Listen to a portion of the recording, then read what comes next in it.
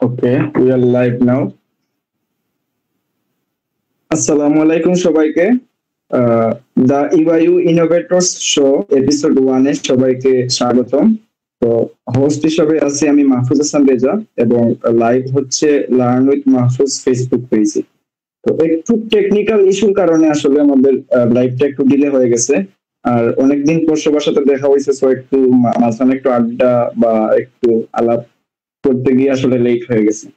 তো টেকনিক্যাল ইস্যুর কারণে মূলত আমরা আলটিমেটলি গুগল মিটে শিফট করছি এবং এখান থেকে আমরা মূলত লাইভটা কন্ডাক্ট করতেছি। সো আজকে আমি যদি বলি আমাদের ইওয়াইউ ইনোভেটর শোতে এপিসোড 1 এ যারা আছে তারা ইওয়াইউ কে রিপ্রেজেন্ট করছে, এবং আমি যদি বলি যে ইওয়াইউ কে রিপ্রেজেন্ট করছে তাহলেও ভুল হবে। তারা মূলত ইওয়াইউ এর পাশাপাশি আমাদের বাংলাদেশ, আমাদের দেশ, সেটাকে রিপ্রেজেন্ট করছে। এবং আমি যদি বলি এতটুকুই যে আমার দেশকে রিপ্রেজেন্ট করছে তাহলেও ভুল হবে। আসলে তারা আসলে পুরো এশিয়াকে রিপ্রেজেন্ট করছে। টানা 4 বারের মতো এশিয়াতে চ্যাম্পিয়ন ইউনিভার্সিটি মার্স রোভার এই কম্পিটিশনে, ইউনিভার্সিটি রোভার চ্যালেঞ্জ এই কম্পিটিশন। তো আমি আজকে তাদের থেকে মূলত আছেন আমাদের MD Mushfiqur Rahman, team lead ইওয়াইউ Mars rover team, Tawsif তোরাবি ভাই, কো team lead ইওয়াইউ Mars rover team, Ahmed জেবাইল শৌকিন, autonomous lead ইওয়াইউ Mars rover team, এবং সিয়াম বিন Rashid, mechanical lead ইওয়াইউ Mars rover team. এবং আমাদের সাথে আছেন Saima, Ayesha Saima, science team member ইওয়াইউ Mars rover team. তো আমি প্রথমেই একটা জিনিস ক্লিয়ার করে নেই যে এখানে যারাই আছেন সবাই আমার খুব ক্লোজ, খুব পরিচিত। তো এখানে মানে আমাদের লাইভটা কন্টাক্ট বা আমাদের শোটা কন্টাক্ট করতে গিয়ে অনেক সময় তুই, তুমি, আপনি এগুলাতে সুইচ হতে পারে। তো সবাই একটু অ্যাডজাস্ট করে যাতে নিয়ে। তো আমি প্রথমেই চলে যাব আমাদের ইওয়াইউ মার্স রোভারের টিম লিড মুশফিকুর রহমানের কাছে, এমডি মুশফিকুর রহমানের কাছে। তো আমি যদি জানতে চাই যে আসলে আমাদের যে ইউনিভার্সিটি রোভার চ্যালেঞ্জটা হয় সেটা মূলত কি, বা এই চ্যালেঞ্জটা এই যে একটা কম্পিটিশন, সেই কম্পিটিশন করার পিছনে আসলে পারপাসটা কি, তো এই জিনিসটা যদি একটু ক্লিয়ার করি। আসসালামু আলাইকুম, আমি মুশফিকুর রহমান সৈকত। প্রথমে ধন্যবাদ জানাচ্ছি লার্ন উইথ মাহফুজ কে এবং মাহফুজ হাসান রেজাকে। তো ইউনিভার্সিটি রোভার চ্যালেঞ্জ মূলত ইউনিভার্সিটির স্টুডেন্টদেরকে কেন্দ্র করে একটা কম্পিটিশন। সেই কম্পিটিশনে ইউনিভার্সিটির স্টুডেন্টরা, অর্থাৎ ইউনিভার্সিটি পড়ুয়া স্টুডেন্টরা, তারা একটা মার্সে যে অ্যাকচুয়াল রোভার গুলো আছে, অর্থাৎ মার্সের এক্সপ্লোরেশন এবং আদার্স টাস্কের জন্য, যেমন জীবনের অস্তিত্ব খুঁজে বের করা এবং মার্সের সার্ভিলেন্স, মার্সের প্রকৃতি, মার্সের আদার্স যেগুলো ক্রাইটেরিয়া সেগুলো দেখার জন্য। তো এই কাজগুলো করার জন্য যে অ্যাকচুয়াল মার্স রোভার আছে সেটার আদলে একটা প্রোটোটাইপ তৈরি করা, এবং সেই প্রোটোটাইপ গুলোকে কিছু চ্যালেঞ্জ দেওয়া হয়। সেই চ্যালেঞ্জ গুলোকে ওভারকাম করা, মূলত এই নিয়েই মার্স রোভার কম্পিটিশন। তো এই কম্পিটিশনে মোটামুটি অনেক 150টার মতো দেশ পার্টিসিপেট করে। সেখান থেকে শর্ট লিস্টেড হয় 38 থেকে 39টার মতো টিম। তো তার মধ্যে আমরা বরাবর প্রায় 4 বছরের মতো এই কম্পিটিশনে পার্টিসিপেট করে আসছি। তো এটা আমাদের 4th টাইম, এবং আমাদের 4th জেনারেশন রোভার এক্সিওস নিয়ে আমরা এবার পার্টিসিপেট করেছিলাম ইউনিভার্সিটি রোভার চ্যালেঞ্জ 2025। তো এই মূলত কম্পিটিশনটা আমাদেরকে আমাদের রোভার বিল্ড করতে হয়, এবং এই রোভার দিয়ে তারা কিছু চ্যালেঞ্জ দেয়, সেই টাস্কগুলো করতে হয়। এর মধ্যে অন্যতম হলো প্রাণের অস্তিত্ব খুঁজে বের করা। মার্সে প্রাণের অস্তিত্ব আদৌ আছে কি না সেটাকে জাস্ট মিমিক করা হয়, অর্থাৎ কিছু স্যাম্পল দেওয়া হয়, সেই স্যাম্পল গুলা কালেক্ট করতে হয়। কালেক্ট করে সেখান থেকে কিছু কেমিক্যাল অ্যানালাইসিস করতে হয়, এবং সেখান থেকে মূলত ডেটাটা আনতে হয়। এর পাশাপাশি আমি যদি বলি আরেকটা মিশন, সেটা হলো যে মার্সে তো আমরা যদি কোনো রোভার পাঠাই সেটার সাথে আমরা রিয়েল টাইম কমিউনিকেশন করতে পারবো না, কারণ অনেক দূরে অবস্থিত। এই এত দূরত্বের কারণে একটা বিশাল ডিলে থেকে যায়। তো রিয়েল টাইম কমিউনিকেশন করা যেহেতু পসিবল না, সেখানে আমাদের রোভারকে অটোনোমাসলি চালাইতে হয়। তো এই জিনিসটাকেও আমরা রিমেক করি আর কি কম্পিটিশনের মাধ্যমে। সেখানে কিছু জিপিএস কোঅর্ডিনেট দেওয়া থাকে, সেই কোঅর্ডিনেট গুলা দিয়ে আমাদের রোভার অটোমেটিক্যালি ট্রাভার্স করে। এবং এর পাশাপাশি যদি বলি যে মার্সে কোনো অবজেক্টকে ডিটেক্ট করা, যেমন সেখানে বিভিন্ন ধরনের রক থাকতে পারে, পাথর থাকতে পারে, বা বিভিন্ন অবজেক্ট থাকতে পারে, সেই অবজেক্ট গুলা কিন্তু ডিটেক্ট করতে হবে। তো এই ডিটেকশনের জন্য আমরা একটা মডেল ইউজ করি, অর্থাৎ কিছু different kinds of object detect করার জন্য। আর আরো কিছু এর মধ্যে অন্তর্ভুক্ত আছে, যেমন মার্সে যদি আমরা কোনো অ্যাস্ট্রোনটকে পাঠাই বা মার্স এক্সপ্লোরেশনের জন্য ভবিষ্যতে যদি মানুষ সেখানে বসতি স্থাপনের চেষ্টা করে, বা যদি কেউ সেখানে যায় এবং সে যদি কোনো সমস্যায় পড়ে, তার যদি কোনো টেকনিক্যাল হেল্পের প্রয়োজন হয় যাতে, এবং তাকে যাতে রোভারটা হেল্প করতে পারে, এটাও ভবিষ্যতে প্ল্যান আছে। এবং সেই প্ল্যানের উপর বেস করে আমরা আমাদের মার্স রোভার ডেভেলপ করতেছি এবং তাদের ক্রাইটেরিয়া অনুযায়ী যে অ্যাস্ট্রোনটকে হেল্প করা, যেমন আরো কিছু টেকনিক্যাল কাজ, যেমন স্ক্রু টাইট দেওয়া থেকে শুরু করে বক্স ওপেন করা, কোনো বক্সের মধ্যে কোনো জিনিস রাখা, কোনো হেভি অবজেক্ট উঠানো এবং আনইভেন টেরেন দিয়ে রোভারটাকে ড্রাইভ করে নিয়ে যাওয়া। সো এরকম অনেক চ্যালেঞ্জিং টাস্ক। মূলত সেখানকার পরিবেশটাকে সেখানে জাস্ট রিপ্রেজেন্ট করা হয় আর কি, যে ইউএসএ যে জায়গায় কম্পিটিশনটা হয়, অর্থাৎ মার্স ডেজার্ট রিসার্চ স্টেশন, এটা ইউএস এর ইউটার হ্যাঙ্কসভিলে অবস্থিত। এবং সেখানকার পরিবেশ, আমরা সেখানে সবাই গিয়েছিলাম এবং অলমোস্ট ইটস লাইক মার্স, অর্থাৎ রেড প্ল্যানেটের মতোই দেখতে আশেপাশের পরিবেশ। অর্থাৎ এখানে গেলে মনে হয় মার্সে আছে, আশেপাশের পরিবেশটা এরকম। তো সেখানে মূলত এই টেস্ট গুলা করা হয় এবং এটা অনেক প্রেস্টিজিয়াস একটা কম্পিটিশন। এখান থেকে অনেক কিছু শেখার আছে, অনেক কিছু জানার আছে। তো এই আমাদের মার্স রোভার টিম, আমাদের আজকে কয়েকজন মেম্বার এখানে উপস্থিত আছেন, তাদেরকে আমি ধন্যবাদ জানাচ্ছি তাদের আইডিয়া শেয়ার করার জন্য। আজকে আমরা ইতিমধ্যে কয়েকটি জায়গায় আমাদের আইডিয়া এবং আমাদের লার্নিং শেয়ার করেছি এবং আজকে আমরা সবাই আমাদের আইডিয়া এবং লার্নিং শেয়ার করতে পারতেছি। ধন্যবাদ। আচ্ছা, তাইলে আমরা এতক্ষণ মানে মুশফিকের কথা থেকে যা বুঝলাম, আসলে মার্স রোভার বা মঙ্গল গ্রহে এখনো কিন্তু মানুষ পা রাখেন, বাট এই মঙ্গল গ্রহ নিয়েই এত আয়োজন। কারণ কি? কারণ হচ্ছে ভবিষ্যৎ পরিকল্পনার জন্য, যে ভবিষ্যতে সেখানে মানুষ যাইতে পারে নাকি বা কি করা যাইতে পারে, বা এই যে একটা অ্যানালাইসিস, সেগুলো নিয়ে মূলত কাজ করা হয়। এবং সেটার জন্যই মূলত একটা কম্পিটিশন, সেটা হলো গিয়ে ইউনিভার্সিটি রোভার চ্যালেঞ্জ, যেখানে মূলত রোভার বিল্ড করার মাধ্যমে সেটাতে মূলত ইউনিভার্সিটির স্টুডেন্ট পার্টিসিপেট করে এবং সেখান থেকে মূলত মানে র্যাঙ্কিং হয়। তার পাশাপাশি সেটা মূলত নাসা বলি বা যারা আয়োজক আছে তারা মূলত এই জ্ঞানটাকে কাজে লাগিয়ে মার্সে ইমপ্লিমেন্ট করা বলি বা বলি সেগুলাতে অ্যানালাইসিস করাতে কাজে লাগায়।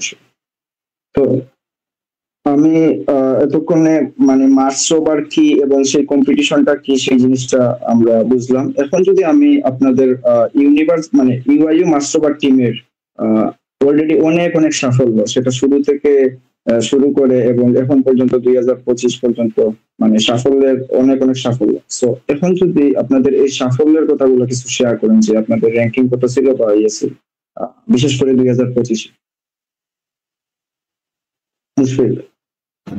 আচ্ছা, আমরা এই পর্যন্ত 4বার পার্টিসিপেট করলাম ইউনিভার্সিটি রোভার চ্যালেঞ্জে।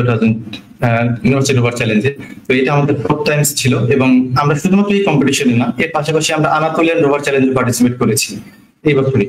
তো এর আগেও আমরা একবার পার্টিসিপেট করেছি 2023 সালে, আর 2022 সাল থেকে আমরা ইউনিভার্সিটি রোভার চ্যালেঞ্জে পার্টিসিপেট করে আসছি।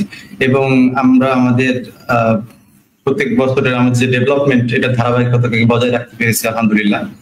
তো আমাদের টিমটা মোটামুটি একটা মাল্টি ডাইমেনশনাল টিম বলতে পারি, কারণ এখানে রোভার বিল্ড করতে গেলে আসলে এটা অনেক ভাস্ট একটা প্রজেক্ট। এখানে কয়েকটা টিমের ইন্টিগ্রেশন প্রয়োজন হয়। আমি যদি স্পেশালি বলি, science, electrical, communication, autonomous, mechanical, এবং আমাদের আরেকটা টিম আছে সেটা মিডিয়া ব্র্যান্ডিং। তো প্রত্যেকটা টিমের প্রপার কোঅর্ডিনেশন জরুরি এখানে একটা মার্স রোভারকে বিল্ড আপ করতে, সেটাকে ফাংশনাল করতে।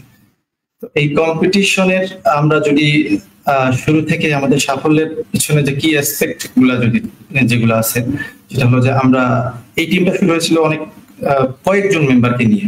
তো সেখান থেকে আসলে প্রথমবারই 2022 সালে কম্পিটিশন পার্টিসিপেট করে, সেই কম্পিটিশনে কিন্তু তারা আমাদের সিনিয়র যারা ছিলেন তারা কিন্তু ওয়ার্ল্ড ওয়াইড 13th এবং এশিয়াতে চ্যাম্পিয়ন হয়েছিল। এবং এই ক্রম ধারাবাহিকতা বজায় রেখে এবার আমরা 2025 সালে ইউনিভার্সিটি রোভার চ্যালেঞ্জ 2025-এ ওয়ার্ল্ড ওয়াইড 6th পজিশন এবং আবারও এশিয়া চ্যাম্পিয়ন, এবং এর পাশাপাশি আমরা বেস্ট সায়েন্স টিম হিসেবে স্বীকৃতি পেয়েছি। এবং এর সাথে সাথে আমরা তুর্কিতে যে কম্পিটিশনটা অনুষ্ঠিত হয়, আনাতোলিয়ান রোভার চ্যালেঞ্জ, এবার মিডল ইস্টার্ন টেকনিক্যাল ইউনিভার্সিটিতে এই কম্পিটিশনটা অনুষ্ঠিত হয়েছিল। আয়োজক সংস্থা হলো দ্য এআরসি কমিটি এবং মার্স সোসাইটি।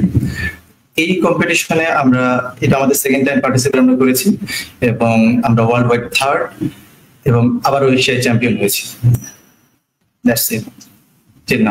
আমি যদি সেক্ষেত্রে বেস্ট অটোনোমাস এন্ড কন্ট্রোল যে অ্যাওয়ার্ডটা আছে সেটাও হতে পারে, রাইট? ইয়েস। এবং এশিয়ার মধ্যে বেস্ট এবং বেস্ট সায়েন্স টিম, এত অ্যাওয়ার্ড এত কিছুই। তো আমি যদি টিম লিড হিসাবে স্পেসিফিক্যালি আপনার যদি অভিজ্ঞতা বা এক্সপেরিয়েন্স এই জিনিসটা যদি শেয়ার করতে সবার উদ্দেশ্যে। আচ্ছা, মার্স রোভার টিমের সাথে আমার যাত্রা শুরু হয় 2024 সালে অ্যাকচুয়ালি। তো 23 সালে লাস্টের দিকে আমি যখন অ্যাপ্লাই করেছিলাম অ্যাজ এন ইন্টার্ন এই টিমে রিক্রুট হওয়ার জন্য। আমাদের টিমে 3টা প্রসেস থাকে, ইন্টার্নশিপ, তারপরে মেইন টিম মেম্বার, মাঝখানে অ্যাসোসিয়েট টিম একটা আছে। তো আমাদের এক্সপার্টিসের উপর বেস করে মূলত এই টিমগুলোতে আমাদেরকে রিক্রুট করা হয়। এবং আমি ইলেকট্রিক্যাল টিমে কাজ করতাম। এখানে আরো অনেকে আছে, এখানে যারা আছে সবাই আমরা মানে এক ব্যাচে এই টিমে ইন হয়েছি। তো এই টিমে আসলে আমার কৃতিত্ব বলতে খুবই কম, কারণ আমার টিমমেটরা এখানে সাপোর্ট না দিলে আসলে এই জায়গাটা এতটা সহজ ছিল না। আর এই সাপোর্টের পিছনে একটা টিমকে প্রপারলি ফাংশন করতে গেলে যে জিনিসটা সব থেকে বেশি প্রয়োজন সেটা হলো টিম মেম্বারদের যে গোল সেটাকে একদম সিলেক্টিভ হতে হবে, যে আমরা কি চাচ্ছি, এক্স্যাক্টলি আমরা কি চাচ্ছি সেটা ইম্পর্টেন্ট। অর্থাৎ সবার ক্ষেত্রে এটা সেম হতে হবে। তো এই দিক দিয়ে আলহামদুলিল্লাহ আমার টিমমেটরা শুরু থেকে অনেক বেশি ডেডিকেটেড ছিল, এখনো তারা ডেডিকেটেড আমাদের টিমের অগ্রগতি নিয়ে। তো আমরা সবাই আমাদের সেরাটা দিয়ে কাজ করেছি এই সময়ের মধ্যে আর কি, আমাদের সকল বাধা বিপত্তিকে উপেক্ষা করে। আপনারা জানেন যে বাংলাদেশের মতো একটা বলতে গেলে থার্ড ওয়ার্ল্ড কান্ট্রি থেকে এই ধরনের ইন্টারন্যাশনাল লেভেলে কম্পিটিশন করা এটা খুবই কঠিন একটা কাজ, কারণ আমাদের হাতে কোনো সেরকম কোনো ফ্যাসিলিটিস নাই, আমরা কোনো জিনিস সহজে সোর্স করতে পারি না, কোনো একটা জিনিসের জন্য অপেক্ষা করতে হয়, সেই জিনিস আসে, আবার আমাদের পড়াশোনা সবকিছু মেনটেন করে এখানে কাজ করতে হয়। সো এখানে আসলে টিম মেম্বারদের হেল্প বলেন বা প্রপার কোঅর্ডিনেশন বলেন এটা অনেক ইম্পর্টেন্ট। তো এই টিমে আমার অভিজ্ঞতা আসলে খুবই ভালো এখনো পর্যন্ত। আমার সকল মেম্বার অনেক ডেডিকেটেড, এখানে যারা আছেন আরো যারা আছেন, আমরা এই কয়জনই তো টিম না, আমাদের প্রায় 40 জনের মতো মেম্বার আছে। সো সবার অবদান এখানে অনস্বীকার্য এই টিমের আজকের এই সাফল্যের পিছনে। এবং একই সাথে আমাদের গাইডলাইনের জন্য আছে আমাদের মেন্টর আবেদ হাসান স্যার। তো তার গাইডলাইনটা মানে অনেক ক্রুশিয়াল, যে তিনি এই পর্যন্ত সবগুলো কম্পিটিশনে অংশগ্রহণ করছেন আমাদের সবার সাথে, এবং তিনি টিম লিড ছিলেন ইভাইউ মার্স রোভার টিমে 2023 সালে। তো তার অভিজ্ঞতার আলোকে আমরা মোটামুটি একটা নতুন টিম বলতে গেলে, আমাদের কারোর এক্সপিরিয়েন্স ছিল না 2024-এ যাওয়ার। অর্থাৎ 2024-এ আমরা কেউ কিন্তু এই কম্পিটিশনে অংশগ্রহণ করিনি, এটা আমাদের ফার্স্ট টাইম কম্পিটিশন ছিল, এবং অনেকের ক্ষেত্রে ফার্স্ট টাইম আমরা দেশের বাইরে যাচ্ছি। তো এটা আসলে অনেক বেশি চ্যালেঞ্জিং ছিল, আর আমাদের সবার গোলটা সেম ছিল বলে আমরা আলটিমেটলি এখানে সব বাধা বিপত্তিকে ওভারকাম করতে পেরেছি। বুঝতে পারছি। তো মানে ওই 2024-এ না গিয়েও কিন্তু 2025-এর জন্য টিম লিড, এবং টিম লিড হয়েই আসলে আপনার যাত্রাটা শুরু হলো। তো এখন যদি আমি তাসিফ তলাবি ভাইয়ের কাছে যাই, মূলত কোর টিম লিড ইভাইউ মার্স রোভার টিম, তার পাশাপাশি ইলেকট্রিক্যাল টিমেও কাজ করছেন। তো এই যে কোর টিম লিড এবং ইলেকট্রিক্যাল টিমে কাজ করা, এই দুইটা সিনক্রোনাইজড ওয়েতে কাজ করা, বা এই কাজ করতে গিয়ে আপনার অভিজ্ঞতা যদি সবার উদ্দেশ্যে শেয়ার করেন। থ্যাঙ্কস রেজা। যদি বলি যে মার্স রোভার টিমের কো টিম লিড এবং হচ্ছে ইলেকট্রিক্যাল সাবসিস্টেমের লিড হিসেবে কাজ করার অভিজ্ঞতাটা কিরকম, তাহলে আসলে আমার মিক্সড ফিলিং বলতে হবে। কারণ আমি আমার জীবনে এত ডায়নামিক কোনো টিমে কখনোই কাজ করিনি। আর হচ্ছে এখানে প্রত্যেকটা মানুষ আসলে নিজের 100% ডেডিকেশনটা দিয়ে এখানে কাজ করছে, আর তা না হলে এত ভালো রেজাল্ট আসলে করা সম্ভব হতো না। তো আমিও মুশফিকের সাথেই হচ্ছে 2024 সালে হচ্ছে আমরা ইন্টারভিউ দিই, মানে হচ্ছে আমরা ইন্টার্ন হিসেবে জয়েন করি। দেন হচ্ছে 24 সালের শুরুতে, আই মিন এখন কি 25 সাল? আচ্ছা, তো আমার আর মুশফিকের গ্রোথটা একই সাথে, আমাদের এখানে যারা আছে সবার গ্রোথই আসলে একসাথে। তো আমি বলবো যে আমি এখানে প্রত্যেকটা মানুষকে মার্স রোভার টিমে জয়েন করার সময় থেকে চিনি। তো আমি আসলে জানি আসলে যে প্রত্যেকটা মানুষের ওয়ার্ক ফোর্স কিরকম। তো এখানে যদি বলি যে কো টিম লিড হিসেবে আমার যে দায়িত্বগুলো ছিল সেগুলো হচ্ছে মুশফিককে সরাসরি অ্যাসিস্ট করা, যেসব কাজে মুশফিক অনেক বেশি প্যারা খায়। তো সেরকম কিছু ব্যাপার থাকে, যেমন হচ্ছে আমাদের আসলে কম্পিটিশনটা অনেকগুলো স্টেজে হয়। তো প্রথম স্টেজটা থাকে হচ্ছে আমাদের যে ফেজটা হচ্ছে আমাদের এই নভেম্বর থেকে আমাদের সেপ্টেম্বর থেকে শুরু হয়, ডিসেম্বর পর্যন্ত আমাদের একটা ফেজ চলে। তারপরে জানুয়ারি থেকে ফেব্রুয়ারি পর্যন্ত অথবা মার্চ পর্যন্ত আরেকটা ফেজ চলে। তো আমাদের প্রথম ফেজে হচ্ছে আমাদের ডকুমেন্টেশন সাবমিট করা লাগে ইউআরসি কমিটির কাছে, যে ইউনিভার্সিটি রোভার চ্যালেঞ্জ কমিটি। তো তারপরে সেখান থেকে আমাদেরকে চলে যেতে হচ্ছে গিয়ে system recruitment, system acceptance review, যেটাতে হচ্ছে আমরা এসএআর ভিডিও বলে থাকি, সেই রিপোর্টটা সাবমিট করার জন্য। তো আসলে দেখা যায় যে এসএআর ভিডিওতে আমাদের অনেক বেশি কষ্ট হয়ে যায়, কারণ দেখা যায় যে আমরা রোভারের ডেভেলপমেন্ট হয়তো শুরু করি হচ্ছে নভেম্বর ডিসেম্বর মাসে, এবং আমাদেরকে মোটামুটি ফেব্রুয়ারি থেকে মার্চের মধ্যে এটা একটা ওয়ার্কিং প্রোটোটাইপ তৈরি করে ফেলতে হয়। এবং এই ছোট্ট সময়ের মধ্যে একটা কমপ্লিট রোভারের ওয়ার্কিং প্রোটোটাইপ তৈরি করা কিন্তু চারটিখানি কথা না, কারণ এখানে দেখা যায় যে দিনের পর দিন, রাতের পর রাত একটানা লেগে থাকতে হয় রিসার্চ এন্ড ডেভেলপমেন্টের কাজে। তো আমি বলবো যে আমাদের টিমের বা আমার টিমের প্রত্যেকটা মেম্বার যদি নিজের 100% না দিত, তাহলে আসলে কখনোই এত অল্প সময়ের মধ্যে কোনো প্রোটোটাইপ বানাতে পারতো না। আর হচ্ছে আমাদের এসএআর ভিডিও যেটা, যদি আমি বলি যে প্রিভিয়াস ইয়ার্স আমি কিছুটা এক্সপিরিয়েন্স করতে পারছি, বাট এই বছর আমাদের এসএআর ভিডিওর সময় হচ্ছে আমাদের প্রত্যেকটা মেম্বার এতটা এফিশিয়েন্টলি কাজ করছে, আসলে সেটা কল্পনার বাইরে ছিল। তো আসলে সেজন্য বলতে হয় যে টিম কেমিস্ট্রি এবং হচ্ছে এফিশিয়েন্টলি কিভাবে ওয়ার্কলোড ডিস্ট্রিবিউট করতে হয় সেটা নিয়ে আসলে আমার ইউআইএমআর সুপার টিমের মেম্বাররা পুরোপুরি ভাবে জানে। আর হচ্ছে ইলেকট্রিক্যাল সাবসিস্টেম লিড হিসেবে আমি বলবো যে আসলে এখানে আমার কোনো প্যারাই হয় না, কারণ আমার সাথে মুশফিকুর রহমান নামে একজন আছে, সে আসলে এক্সপার্ট ইন হিজ ফিল্ডস। আর হচ্ছে ও যদি না থাকতো আসলে আমাদের এক্সিওস হইতো না। ও আছে দেখে আসলে এক্সিওসের ইলেকট্রিক্যাল সিস্টেমটা আসলে এবছর এত রিলায়েবল হয়েছে এবং এতটা জোস হয়েছে। তা আমি বেসিক্যালি হচ্ছে এমবেডেড সিস্টেমের কাজগুলো করে থাকি, যেখানে মুশফিক হচ্ছে পাওয়ার ইলেকট্রনিক্স এর কাজ কমপ্লিটলি ধরে থাকে এবং করে থাকে। এবং আমাদের এবার রোভারের কমপ্লিটলি পাওয়ার ডিস্ট্রিবিউশনের কাজ এবং হচ্ছে যত রকম হচ্ছে কি বলবো সেটাকে পাওয়ার ইলেকট্রনিক্স এর কাজ ছিল, সেটা মুশফিক একলা হাতে পুরো কাজটা করছে। এবং আমি বলবো যে আমাদের কম্পিটিশনে বলি অথবা আমাদের টেস্টিং পারপাসে বলি, একটা মিনিটের জন্য আমাদের সিস্টেম আসলে ডাউন হয় নাই কখনো। এই পুরো ক্রেডিটটা আসলে মুশফিকের। তো সেক্ষেত্রে বলবো যে কো টিম লিড হিসাবে আমার কিছু দায়িত্ব ছিল, যেটা হচ্ছে লজিস্টিক এবং মিডিয়া ডিপার্টমেন্টে পড়ে, যেহেতু আমার প্রিভিয়াসলি কিছু এক্সপিরিয়েন্স ছিল যে আমি ভিডিও এডিটর হিসেবে অনেক জায়গায় কাজ করেছি। তো সেই এক্সপিরিয়েন্সটা আমি আসলে মার্সোভার টিমকে দিতে পারতেছিলাম। এবং এছাড়া হচ্ছে ইলেকট্রিক্যাল সিস্টেম, এরপরে হচ্ছে এমবেডেড সিস্টেম, এসবের যে এক্সপিরিয়েন্সটা আমার ছিল, যেটা আমি হচ্ছে মার্সোভার টিমে জয়েন করার পরে গ্যাদার করেছি, সেটা আমি হচ্ছে এবছর ইলেকট্রিক্যাল সাবসিস্টেম লিড হওয়ার পরে সেটা আমি এখানে অ্যাপ্লাই করতে পারছি। তো ওভারঅল বলবো যে আসলে এখানে আমার এক্সপিরিয়েন্সটা ছিল টোটালি ওয়ার্থি। এবং আমি জানি যে আমি মার্সোভার টিম থেকে যে এক্সপিরিয়েন্সটা নিয়ে যাচ্ছি, অ্যাটলিস্ট আমি দুনিয়াতে যেখানে কাজ করতে যাই আবার পরবর্তীতে ক্যারিয়ারে আমি কোথাও প্যারা খাবো না, কারণ আমি জানি এখানে কি পরিমাণ প্রেশারে কাজ করা লাগে। তো এইটুকুই বলা ছিল আমার। তো এই যে প্রেশারের কথা উঠলো, আমিও কিন্তু মানে ভাইয়াদের সাথে একসাথে মাস্টারওয়ার টিমে জয়েন করছিলাম শুরুতে, মানে 2024 সালে। 6 মাস থাকার পরে আমি আসলে মানে করি, কোনো কারণে লিড নেই। বাট এই যে একটা এক্সপিরিয়েন্স, 6 মাসের যে একটা এক্সপিরিয়েন্স ছিল বা এখানে যে একটা প্যারা, এই জিনিসটা আমার আসলেই মানে আমি যে কোনো জায়গাতে পড়ে গেছি যে আমার আসলে এই জিনিসটা আমার নিজের সাথে মানায় নিতে পারছি, যে কোনো সিচুয়েশন আসলে আমি সেটা কুপ আপ করতে পারবো। তো এটা আসলে অনেক কাজের। এবং এই যে প্রেশার নেয়ার যে একটা এবিলিটি তৈরি হয়, এই জিনিসটা আসলেই ফিউচার অনেক কাজের।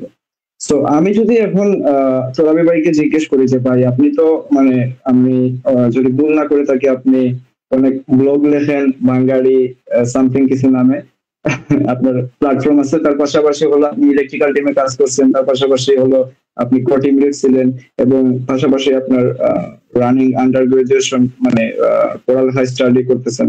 তো এত কিছু একসাথে ম্যানেজ করা, এই জিনিসটাতে আসলে আমরা যারা বিগিনার থাকে তারা আসলে চিন্তা করে যে আমি যদি কোনো টিমে জয়েন করি বা কোনো এক্সট্রা কারিকুলার অ্যাক্টিভিটিসে জয়েন করি, সেক্ষেত্রে আমার পড়ালেখার আসলে এই দিকে হ্যাম্পার হবে নাকি নাকি আমি ব্যালেন্স করতে পারবো।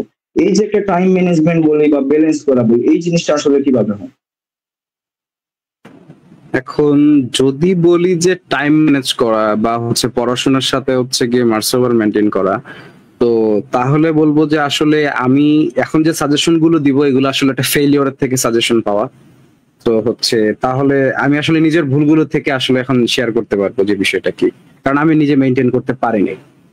তো মার্সোভারে জয়েন করার পর থেকে আমি আসলে 100% এফোর্টটা আমি এখানে এই প্রজেক্টে দিছিলাম, যার কারণে হচ্ছে শুরুর দিকে আমার রেজাল্ট খুবই খারাপ হয়ে গেছিল। তো হচ্ছে দেন হচ্ছে গত বছর আমাদের যখন ইগদ্রাসিল প্রজেক্টটা শেষ হলো এবং আমাদের টিম ইউএসএ চলে গেল, আমি বাংলাদেশে ছিলাম, তখন হচ্ছে আমি কোপ আপ করার চেষ্টা করছি। বাট হচ্ছে একবার যখন আমরা হচ্ছে পড়াশোনা থেকে একটু বের হয়ে যাই, তারপরে পড়াশোনার ট্র্যাকটা আসলে ফেরত আসতে বেশ সময় লাগে, এবং ওই ট্র্যাকে ফেরত আসতে দেখা যায় আরো একটা সেমিস্টার লেগেই যায়, আসলে পড়াশোনা হয়ে ওঠে না তখন খুব একটা। তো এখানে আমার যে গুড সাজেশনটা থাকবে সেটা হচ্ছে, আমাদের যদি মার্সোভার বা এই টাইপের কোনো প্রজেক্ট, ক্যানসেট আছে, মার্সোভার আছে, এখন ম্যানুয়াল আছে, এই টাইপের যদি কোনো প্রজেক্টে আমরা কেউ জয়েন করে কন্ট্রিবিউট করতে চাই, তাহলে যে জিনিসটা মাথায় রাখতে হবে সেটা হচ্ছে আমি প্রজেক্টে কতটুকু কন্ট্রিবিউট করব, এবং আমার সাথে আমার কাছে এই মুহূর্তে এটা বাদে আর কোনো প্রজেক্টে আমি কি কাজ করছি নাকি, যেটা অনেক বড়।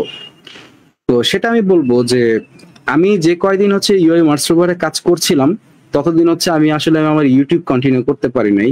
ইউটিউবটা আমার একটা প্যাশন ছিল, আমি প্রায় 8 বছর ধরে ইউটিউবে ভিডিও আপলোড করবো। তো হচ্ছে আমি গত 2 বছর ধরে কোন রকম ভিডিও আমি বানাতে পারি নাই, কারণ জিনিসটা আমাকে একরকম স্কিপ করা লাগছে। কারণ আমি যদি ওইটাতে সময় দিতাম, আমি প্রজেক্টে সময় দিতে পারতাম না। একইভাবে হচ্ছে আমাকে আরো অনেক এক্সট্রা কারিকুলার কাজকর্ম বন্ধ করে দিতে হয়েছে। যেমন আমি আগে টুকটাক মিউজিক করতাম, মিউজিক করা আমি একদমই বাদ দিয়ে দিয়েছি, কারণ আমি জানতাম এখান থেকে আমি কিছু করতে পারবো না। বাট শখের জন্য হচ্ছে তখন শিখতাম, এই জিনিসটা আমার বাদ দিতে হয়েছে। তো কিছু জিনিস আসলে আমাদেরকে স্যাক্রিফাইস করতে হয় কিছু পেতে হলে। তো পড়াশোনার ব্যাপারটা যদি বলি, আমরা যদি জাস্ট মার্সোভার বা এরকম কোনো প্রজেক্ট এবং হচ্ছে পড়াশোনা দুই হাতে রাখি, তাহলে এটা ব্যালেন্স করা সম্ভব। এবং যদি মনে হয় যে আপনি আরো বেশি প্রেশার নিতে পারবেন, ইটস আপ টু ইউ। আপনি যদি টাইম ম্যানেজ করে চলতে পারেন কোনো সমস্যা নাই, কিন্তু টাইম ম্যানেজ করা আসলে কঠিন হয়ে যায় যদি হচ্ছে আমরা ইউনিভার্সিটি লাইফে, যে আমরা সবাই জানি। কারণ আমি আমার পার্সপেক্টিভে যদি বলি, আমার বাসা হচ্ছে ইউনিভার্সিটি থেকে অলমোস্ট 17 to 18 কিলোমিটার। তো আমার বাসা থেকে ইউনিভার্সিটি যেতে আসতে অলমোস্ট 4 ঘন্টা লেগেই যায়, 2 থেকে 4 ঘন্টা যেতে আসতে টোটাল টাইমটাই। তো আমার আসলে লম্বা সময় ট্রাভেল করা যেরকম সম্ভব হইতো না, এখনো হয় না। তো হচ্ছে এই জন্য দেখা থাকতো যে আমি মাসের পর মাস আসলে মার্সোভারের ল্যাবে পড়ে আছি, ওখানেই পড়তেছি, ওখানেই কাজ করতেছি। কারণ হচ্ছে আমার বাসার থেকে যেতে আসতে যে সময়টা যাবে, ওই সময়টা আমার ওয়েস্ট হয়ে যায়। তো আসলে সময়টা ম্যানেজ করাই আসলে প্রায়র ব্যাপার এখানে। সময়টা যদি ম্যানেজ করা যায় তাহলে যে কোনো কিছু করা যাবে। বাট আমার সাজেশন থাকবে যে অতিরিক্ত এক্সট্রা লোড নিজের উপর না নিয়ে, যে কাজগুলো মনে হয় যে আমার করা উচিত না বা করে কোনো লাভ নেই, সেই প্রজেক্টগুলো একপাশে সরিয়ে ফেলা, এগুলো আমরা পরে প্রায়োরিটিতে করব। আর ফার্স্ট প্রায়োরিটিতে পড়াশোনা, তারপরে হচ্ছে গিয়ে অন্য যে প্রজেক্ট আমরা করতে চাই সেটা। এইটুকুই আমার বলার ছিল আর কি।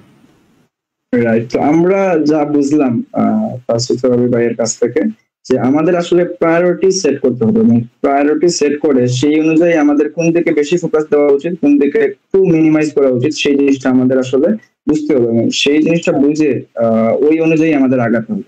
সাপোজ আমি যদি আমার নিজের কথা যদি একটু অ্যাড করি, আমার এই যে প্ল্যাটফর্ম লার্ন উইথ মাহফুজ, সেটা কিন্তু 5 to 6 মান্থস, মানে একটা পোস্টও দেওয়া হয় নাই, ভিডিও তো দূরের কথা। তো এই সময়টাতে আমি টোটালি ফোকাস দিছিলাম হচ্ছে ইউ ক্যান্সার টিমে জয়েন করছিলাম, এবং ওইখানে টোটালি টাইমটা দিছিলাম।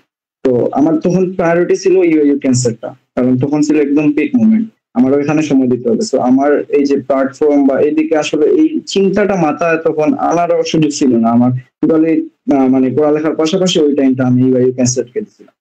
তো আসলে এই জিনিসটাই আমাদের করতে হবে, আমাদের বুঝতে হবে যে কোন দিকে প্রায়োরিটি দেওয়া উচিত, কোন দিকে একটু মিনিমাইজ করা উচিত। যখন মিনিমাইজ করা দরকার তখন একটু মিনিমাইজ করা মানে উচিত, তারপরে আবার যখন সুযোগ হবে তখন আবার নতুন ভাবে রিস্টার্ট দেওয়া যায়, ওইটা সমস্যা হবে।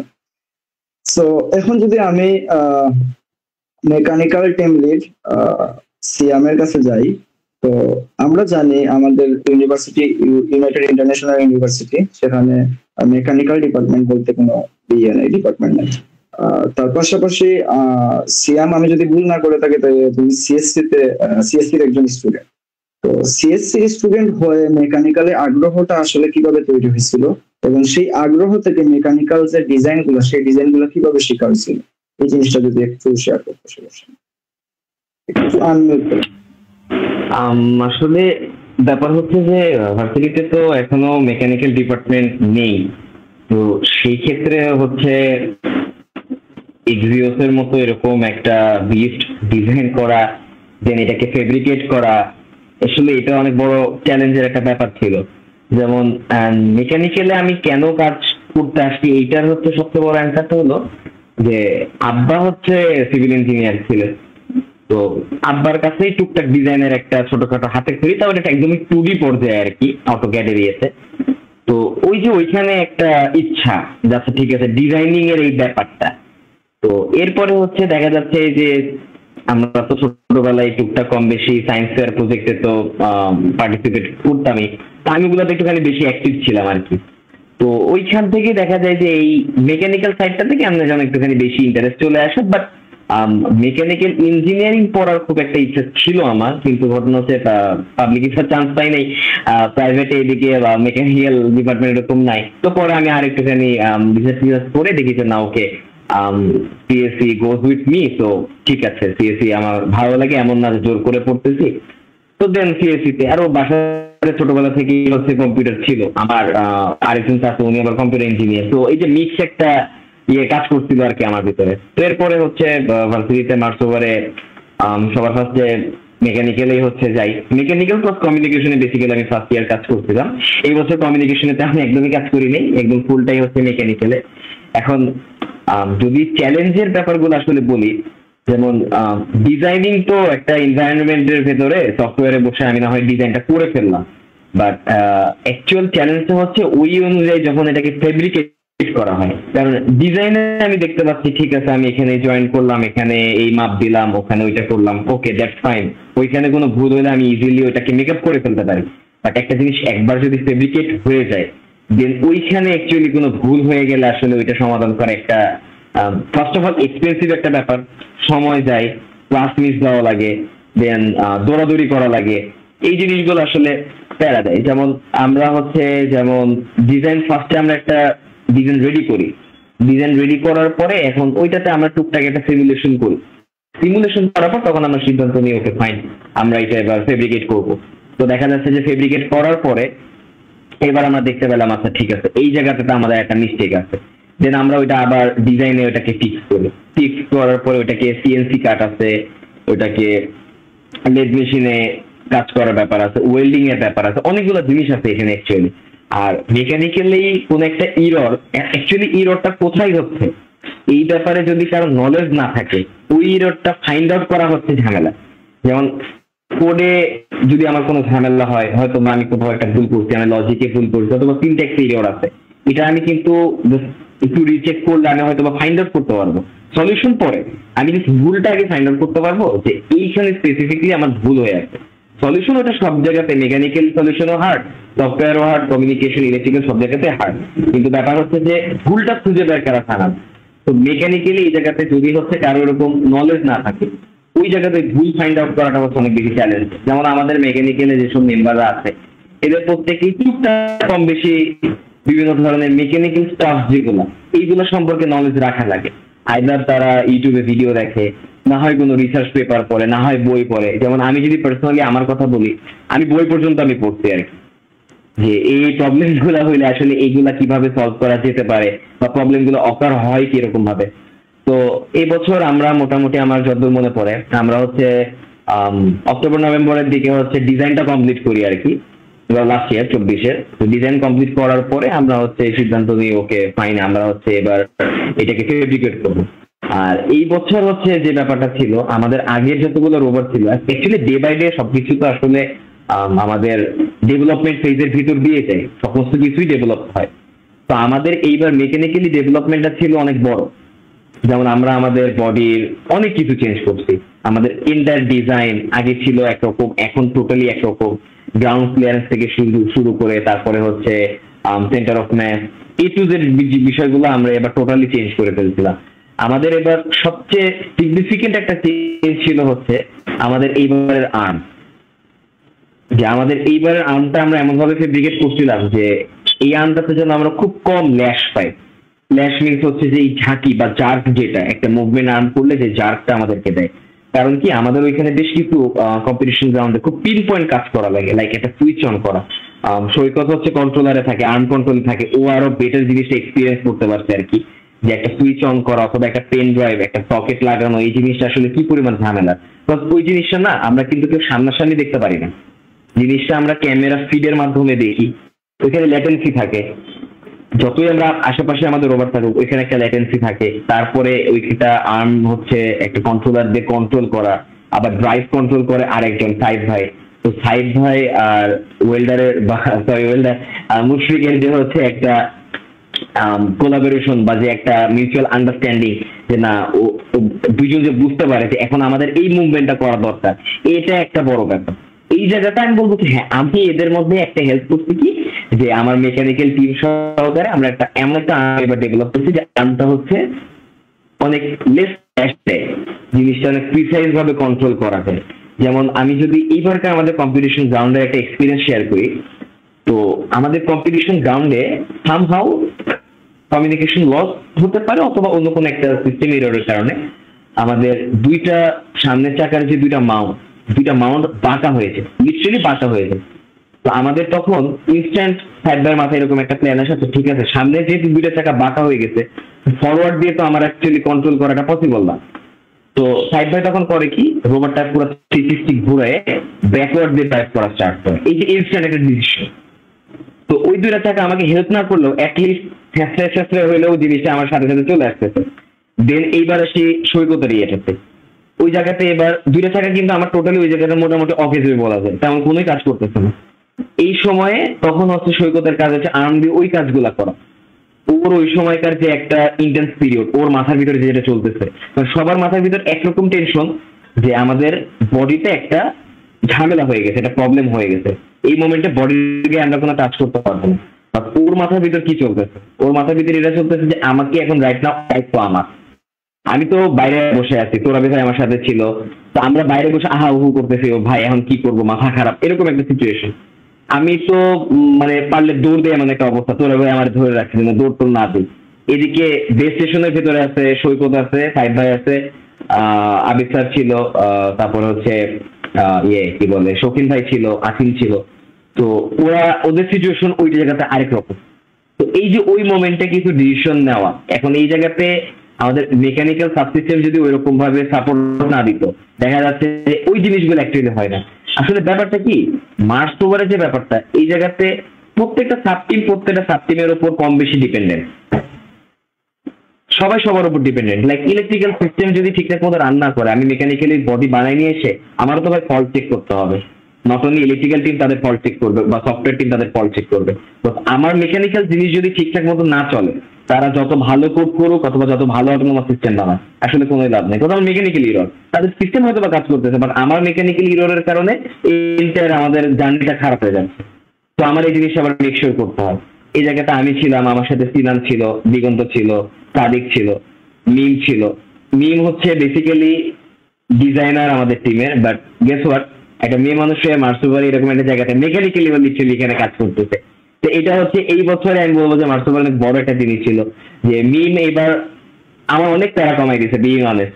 অনেক ডিজাইনও করছে, সায়েন্স তো পুরাটা ও একলা সামলাইছে। আমাদের সায়েন্সে কিন্তু বেশ অনেক ধরনের মডিউলস লাগে, ঠিক আছে, যেমন আমাদের হচ্ছে ড্রিলিং কিছু মডিউল লাগে, আরো অনেক ধরনের মডিউলস আছে ভাই, বলে শেষ করা যাবে না। পুরো সায়েন্সে আমি এবার বিং অনেস্ট আমি পুরো সময় দিয়ে দিই, এগুলো সব মিম হ্যান্ডেল করতে। ওইদিকে দেখা যাচ্ছে ফেব্রিকেশন, আমাদের নেক্সট যে জেনারেশনটা ওদেরকে রেডি করতে হয়। নট অনলি আমরা এক্সিউজ বিল্ড করি বা একটা রোভার বিল্ড করি, আমাদের নেক্সট জেনারেশনকে রেডি করতে হয়। টিমের ভিতরে যে এনভায়রনমেন্ট সেটা মেক শিওর করতে হয়। এক এক রকমের এক এক ধরনের আমরা স্টুডেন্ট এই জায়গাতে আমরা আছি। এক একজন ধরেন কেউ একজন একটুখানি কাউকে বকা দিল, আরেকজন যায় হচ্ছে তাকে এবার সান্ত্বনা দিতে হয় যে ভাই মন খারাপ করিস না, হয়ে গেছে থামাও। একজন আপ হয়ে গেলে আরেকজনকে ডাউন হয়ে কর লাগে। এটা আসলে মোর দেন আ ফ্যামিলি, ঠিক আছে। এটা ফ্যামিলি থেকে একটুখানি বেশি গেছি, সবাই আমরা এই জায়গাতে থাকি, আমাদের বাপ মা যারা যারা আছে ফ্যামিলি মেম্বার সবাই সবার মতো বাড়িতে, বাট এই জায়গাটাতে আমরা একটা রুমের ভিতরে সবাই আছি, ভালো খারাপ অভাব অনটন সবাই আমরা এরকম ভাবে এই করি। যাই হোক, তো 25 সালে এটা এক্সিওসটা বানানো আমার জন্য আসলে অনেক বড় একটা চ্যালেঞ্জের ব্যাপার ছিল আমাদের ফুল মেকানিক্যাল টিমের জন্য। তারপরেও আরো যারা যারা আমার সব টিমমেট সবাই আমাকে হেল্প করে সবার সাপোর্ট নিয়ে দেন আমরা এক্সিওসটা পুরোপুরি কমপ্লিট করতে পারি। Not only me, not only Torabi ভাই, নট অনলি শৌখিন ভাই, not only Saikat, not only Saima, পুরো টিমটা মিলে অ্যাকচুয়ালি জিনিসটা করা হয়। এক্সিওসটা আমাদের সবার কম বেশি যদি ফোন চেক করা হয়, কম বেশি সবার ফোনে একটা হলে স্টিকার আছে এক্সিওস লেখা, বা এক্সিওসের একটা হলে ওয়ালপেপার সবার ফোনে আছে। জিনিসটা আমরা মেশিনটাকে আসলে আমরা এরকম নিজের সাথে মিলাই ফেলি। এই হচ্ছে আমার ছোটখাটো কিছু একটা বলা। Thank you Reza. Thank you, আবার ফিরবো আপনার কাছে আমি খুব শীঘ্রই। তো এখন আমি চলে যাই হচ্ছে শৌখিনের কাছে। তো শৌখিন ছিল অটোনোমাস লিড ইউএ মাস্টারবার 2025-এর। তো শৌখিনের কাছে যদি আমি জানতে চাই প্রথমেই যে আমাদের ইউনিভার্সিটি কারিকুলাম বলি বা আমাদের একাডেমিকের ক্ষেত্রে যদি বলি, সেক্ষেত্রে আমাদের এই যে একটা অটোনোমাস সিস্টেম কিভাবে কাজ করে বা সেটার জন্য ফ্রেমওয়ার্ক, এই জিনিসগুলো কিন্তু হাতে কলমে কিন্তু শেখানো হয় না, বা এই জিনিসগুলো যদি মানে খুব একটা হাতে কলমে না হলেও মানে খুব একটা যে দেখানো হয় সেই রকমও না। তো এই যে জিনিসগুলো শেখা, ফ্রেমওয়ার্ক বলে বা এই যে অটোনোমাস সিস্টেমটা রান করতে গিয়ে যা যা শিখতে হয়েছে, সেই জিনিসগুলো শেখাটা আসলে কিভাবে হয়েছে, বা এটা কি কোনো গাইডলাইনের মাধ্যমে হয়েছে নাকি নিজে নিজে শেখা হয়েছে? কোনো কাজ করতে গিয়ে আমার এই জিনিস শেখা লাগবে তখন এই জিনিস শিখতেছি না, কিভাবে হয়েছে আলটিমেটলি? তো এই জিনিসটা একটু সবার সাথে শেয়ার করুন। আসসালামু আলাইকুম সবাইকে। তো thank you Reza for inviting us. তো তোমার যে প্রশ্ন ছিল সেটা হচ্ছে যে আমাদের তো সিএসসি ব্যাকগ্রাউন্ডে বা সিএসসি কারিকুলামে কোনো রোবোটিক্স এর কোনো সেরকম কোনো পড়াশোনা নাই আসলে। তো বাট একটা রোবটকে যে পরিচালনা করা লাগে বা চালানো লাগে, এটা করার জন্য আমাদের হচ্ছে সফটওয়্যার পার্ট লাগে। তো এই সফটওয়্যার শেখার জন্য আসলে সেরকম কোনো আমাদের কারিকুলাম নেই, বাট অনেক কিছুই হেল্প করে। যেমন আমরা এআই তে পাইথন শিখি, তো তারপর হচ্ছে ডিএসএ করার সময় আমরা সি শিখি, সি প্লাস প্লাস শিখি। তো এইগুলা আমাদেরকে হচ্ছে সফটওয়্যার সিস্টেমটা রান করাতে হেল্প করে। তো এখানে আমাদের যে মেইন কাজটা হয় সেটা হলো যে একটা মোটর আছে, তো মোটরটাকে আমার চালাইতে হবে। তো এর জন্য যারা হচ্ছে মোটর বানায় তারা একটা মোটর ড্রাইভার সেট করে দেয়, ঠিক আছে। সেটাকে কোনো মাইক্রো কন্ট্রোলার অথবা কোনো কম্পিউটার দিয়ে সেটাকে আমাদের হচ্ছে কোনো একটা প্রোটোকলে চালাইতে হবে। তো এই যে প্রোটোকলে যে চালানোর বিষয়টা, সেটা কখন কিরকম বিহেভ করবে এটা সফটওয়্যার টিম দেখাশোনা করে। তো এবারে আমার জার্নি যদি কথা বলি, তাহলে হচ্ছে আমিও সবার সাথেই 2023 সালে এখানে জয়েন করি।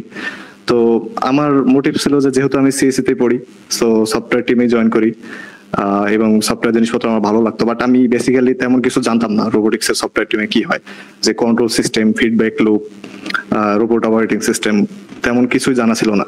তো যেটা হচ্ছে আমার ঢোকার পর শেখা হয়েছে আর কি। তো আমরা যখন ঢুকি তখন বেশ অনেকজনই ইয়াতে মেম্বার ছিল। তো তারপরে আস্তে আস্তে আমাদের ইন্টার্নশিপ পিরিয়ড শেষ হয়, তারপরে আমরা আরো কাজ শিখি।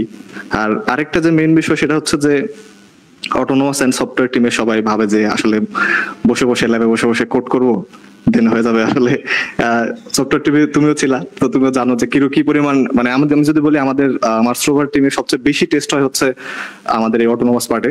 কজ প্রত্যেকটা কোড লেখার পরে সেটা কি ভালো মতো রান করতেছে কিনা। কারণ সিয়াম একটু আগে যে কথাটা বললো যে আমি ঠিক আছে আমার সিমুলেশনে কোড চলতেছে, বাট আমার রিয়েল লাইফে মেকানিক্যাল কোনো ইস্যু থাকতে পারে।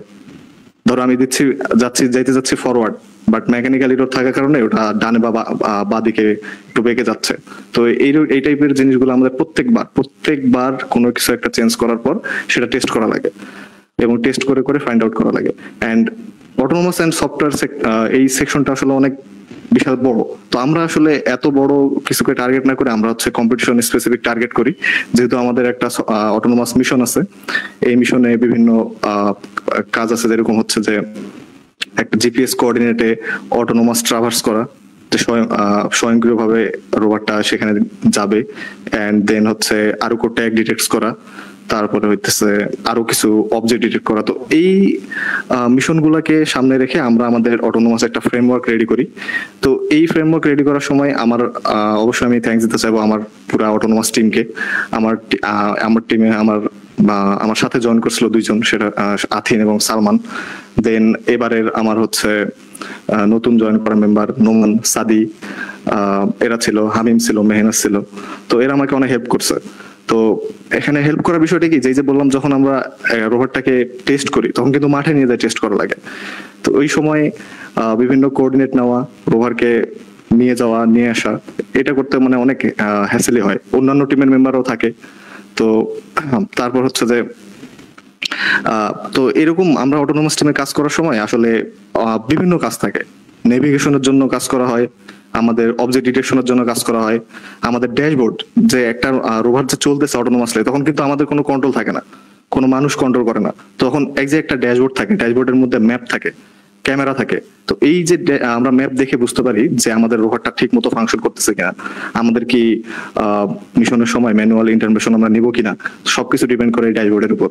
তো এবারের আমাদের এই 2025 এক্সিওস এর যে মিশন ছিল অটোনোমাস মিশন, এখানে এই ড্যাশবোর্ডের দেখাশোনা করছে আমার ফ্রেন্ড আথিন। তারপরে অবজেক্ট ডিটেকশনের জন্য যে মডেল বানানো লাগছে সেটা করছে সালমান। তারপরে আমি নেভিগেশনের জন্য যে জিনিসপত্রগুলো দরকার এটা হচ্ছে দেখাশোনা করছি। অ্যান্ড এটার পাশাপাশি আমাদেরকে হচ্ছে এই যে সিএম যে আরেকটা কথা বললো যে পাইপলাইন মেনটেন করা, যে আমরা তো এই বছর দেখাশোনা করতেছি, তো এই পরিমাণ ইফোর্ট আমরা পরের বছর দিতে পারবো কিনা, যদি না পারি আমাদের পরের জেনারেশন রেডি আছে কিনা, তাদেরকে রেডি করা লাগে। তো এত কিছু আসলে সামলানো পড়াশোনার পাশাপাশি এটা আসলে চারটিখানির কথা না, বাট এটা সবই পসিবল হয়েছে আমার টিমমেটদের কারণে। তো আমি তাদেরকে অবশ্যই অনেক থ্যাঙ্কস দিতে চাইবো। এবং আমার আরো অনেক সিনিয়র আমাকে এই ব্যাপারে অনেক হেল্প করছে, আমার অটোনোমাসের অনেক সিনিয়র ছিল, সাকিব ভাই, উনিও হেল্প করছে। তো এটা হচ্ছে আমার জার্নি আর কি। তো আমরা বুঝলাম। আর সফটওয়্যারের কাজটা আসলেই এমন যে আসলে এই জিনিসগুলো আসলে আমরা কোনো কোডে যদি এরর হয় সেই বাগ ফিক্স করতেই দেখা যায় সারাদিন লেগে গেছে, কিন্তু এই জিনিসটা আসলে কেউ বুঝে না যে আমি এক্সপ্লেন করলেও এই জিনিসটা আসলে এক্সপ্লেন করেও যে বোঝানো এই জিনিসটা আসলে পসিবল না, কারণ যারা ফেস করে আসলে তারাই বুঝে। তো সফটওয়্যারে মনে করে অনেকেই যে ল্যাপটপের সামনে সারাদিন বসে থাকে, কিন্তু বসে থেকে যে আলটিমেটলি মাথা কাজ করতেছে এটা কিন্তু অনেকে ভাবে না বা বুঝতে চায় না। তো আমি যদি এখন বলি যে আমাদের এবারের 2025-এর এআরসি তে অটোনোমাস এন্ড কন্ট্রোল যে সিস্টেম, সেই সিস্টেমের অ্যাওয়ার্ড, রাইট? সো আমি যদি ভুল না করি সেক্ষেত্রে এআরসি তে ছিল হচ্ছে autonomous and control system award নামের একটা award, best autonomous driving and control system award. এই যে একটা অ্যাওয়ার্ড পাওয়া পুরো বিশ্বের সাথে কম্পিট করে, এই জিনিসটা পাওয়ার পরে অনুভূতিটা কি ছিল, আর এই জিনিসটা করতে গিয়ে আসলে চ্যালেঞ্জ কি ফেস করতে হয়েছে, এই জিনিসটা একটু সংক্ষেপে যদি এলাবোরেট করেন। আচ্ছা, তো আমাদের হচ্ছে আমরা ইউএসএ তে ইউআরসি করে আসছি, ইউনিভার্সিটি রোভার চ্যালেঞ্জ। তো আসছি আমরা হচ্ছে জুনে। তো আর এআরসি অ্যানাটোলিয়ান রোভার চ্যালেঞ্জ যে কম্পিটিশনটা ছিল এটা হচ্ছে জুলাই। তো আমাদের কাছে লিটারালি সময় ছিল 1 মাস। তো বাসা থেকে এসে ঈদের ছুটির পর এই যে আবার নতুন করে রেডি হওয়া, মানে আমাদের যেহেতু এটা মিশন স্পেসিফিক, সো আমরা ইউআরসি তে যে মিশন থাকে সেটা থেকে একটু আলাদা মিশন হচ্ছে এআরসি তে। তো এটার ফ্রেমওয়ার্ক হচ্ছে ডিফারেন্ট। তো ইউআরসি ফ্রেমওয়ার্ক থেকে আমাদের সম্পূর্ণ ডিফারেন্ট একটা ফ্রেমওয়ার্ক রেডি করতে হবে। তখন আমরা কি করি যে কাজগুলো ভাগ করে নিই।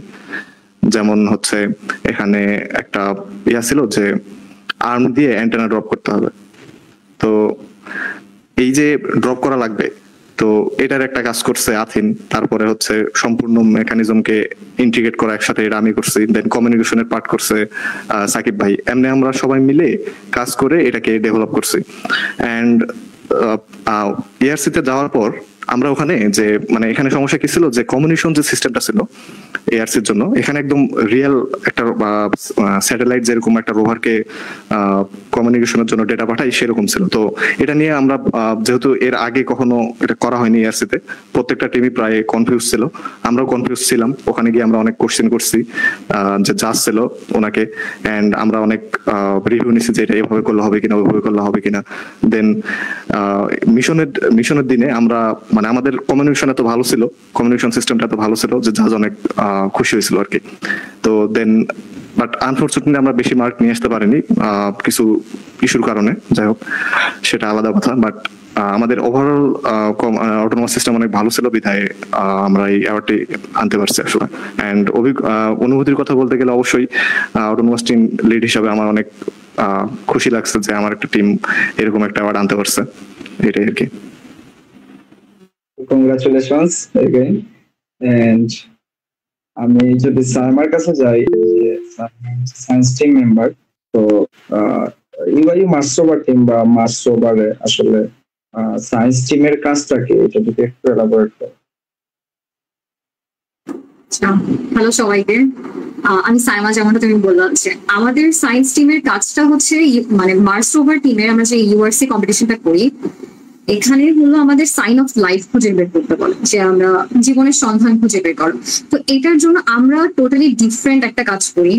যেহেতু আমি হচ্ছে কম্পিউটার সায়েন্স ডিপার্টমেন্টের, আমরা সায়েন্স টিমে যারা কাজ করতেছি তারা সবাই আসলে সিএসসি ডিপার্টমেন্টের, বাট আলটিমেটলি আমরা কাজ করতেছি কাইন্ড অফ তোমার কেমিস্ট্রি নিয়ে, যেটা আমরা বিভিন্ন কেমিক্যাল টেস্ট করে থাকি। টেস্ট করে হচ্ছে আমরা ওই সয়েল থেকে ডিটেক্ট করি যে কি কি বায়োমলিকিউলস আছে, কোনো প্রেজেন্স অফ লাইফ আছে কিনা, এগুলো।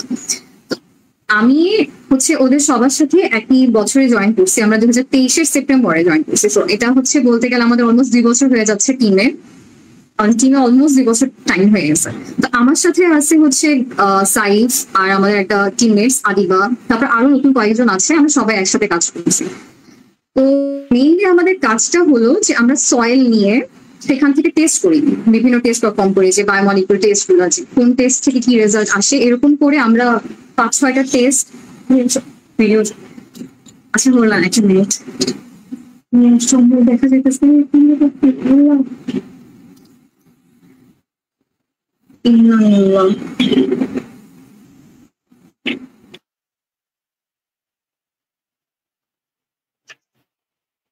আচ্ছা, আমি যদি একটু মুশফিকের কাছে ব্যাক আসি, মুশফিক, আমরা দেখি যে মাস্টার করে মূলত ড্রোন রিলেটেড কাজ করে। ড্রোন দিয়ে আসলে করেটা কি, বা ড্রোনের কাজটা কি? আচ্ছা, তো আমরা শুধুমাত্র গ্রাউন্ড রোবোটিক্স না, আমরা কিন্তু এরিয়াল রোবোটিক্স নিয়েও কাজ করে থাকি। তো এই পর্যায়ে আমি যদি বলি, তো আমাদের স্পেসিফিক যদি বলি ইউনিভার্সিটি রোভার চ্যালেঞ্জ 2025-এর ক্ষেত্রে, তো ড্রোনের স্ট্র্যাটেজিটা একটু আগে থেকে, অর্থাৎ কম্পিটিশনে ড্রোন ইউজ করা যাবে এটা তারা আগে থেকে বলতো, বাট এটা ম্যান্ডেটরি ছিল না। আর এবার একটা ফানি জিনিস হয়েছে, সেটা হলো যে ড্রোনটা যেহেতু ম্যান্ডেটরি ছিল না, আমরা এটারে অত গুরুত্ব দিই। তো কম্পিটিশনের এক্সাক্ট 20 ডেজ আগে আমরা কিন্তু আমাদের পুরো ল্যাবকে ইউনাইটেড মেডিকেলে শিফট করেছিলাম, তখন ইন্টারনাল কিছু প্রবলেমের কারণে আমরা ভার্সিটিতে অ্যাক্সেস করতে পারিনি। ওই সময়ে আমরা রুল বুকের কিছু এলাবোরেটেড পার্ট আর কি, মিশন সেন্ট্রিক এলাবোরেটেড পার্ট তখন পাবলিশ করা হয়েছিল। তো সেখানে গিয়ে দেখলাম যে একটা মার্ক অ্যাচিভ করতে গেলে ড্রোন ছাড়া কোনো উপায় নেই। অর্থাৎ চ্যালেঞ্জটা ছিল এরকম যে একটা পাহাড় আছে, পাহাড়ের উপর একটা সাইন আছে, ওই সাইনটা পড়তে হবে, ওখানে কি লেখা আছে, তো আমাদেরকে ড্রোন ইউজ করে ওটা পড়তে হবে।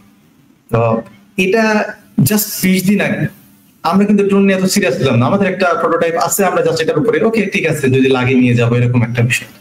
বাট যখন দেখলাম যে ড্রোনটা আমাদের লাগবেই, তখন আমরা কি করবো, এটাকে তো আর জানাতর ভাবে নিয়ে যাওয়া যায় না, এটাকে ভালো করে ক্যালিব্রেট করা বা আদার্স মানে কাজ করা। তো দেখলাম যে আসলে এটা হচ্ছে না, আমাদের যে বড় ফ্রেম, এটা ফ্রেমে অনেক কিছু প্রবলেম দেখা যাচ্ছে। তো আরেকটা ছোট ফ্রেমের ড্রোন তখন আমরা আনলাম। তো আনার পরে সেই ড্রোনের মধ্যে একটা ফ্লাইট কন্ট্রোলার ইমপ্লিমেন্ট করে এবং সেটাকে খুব ভালোভাবে টিউন করে, এখানে আমি বলবো যে ফয়সাল আছে, আবিদ স্যার নিজে আছে, তার অনেক ডিরেকশন এবং ইমপ্লিমেন্টেশন টেকনিক এখানে অনেক হেল্প করছে আর কি।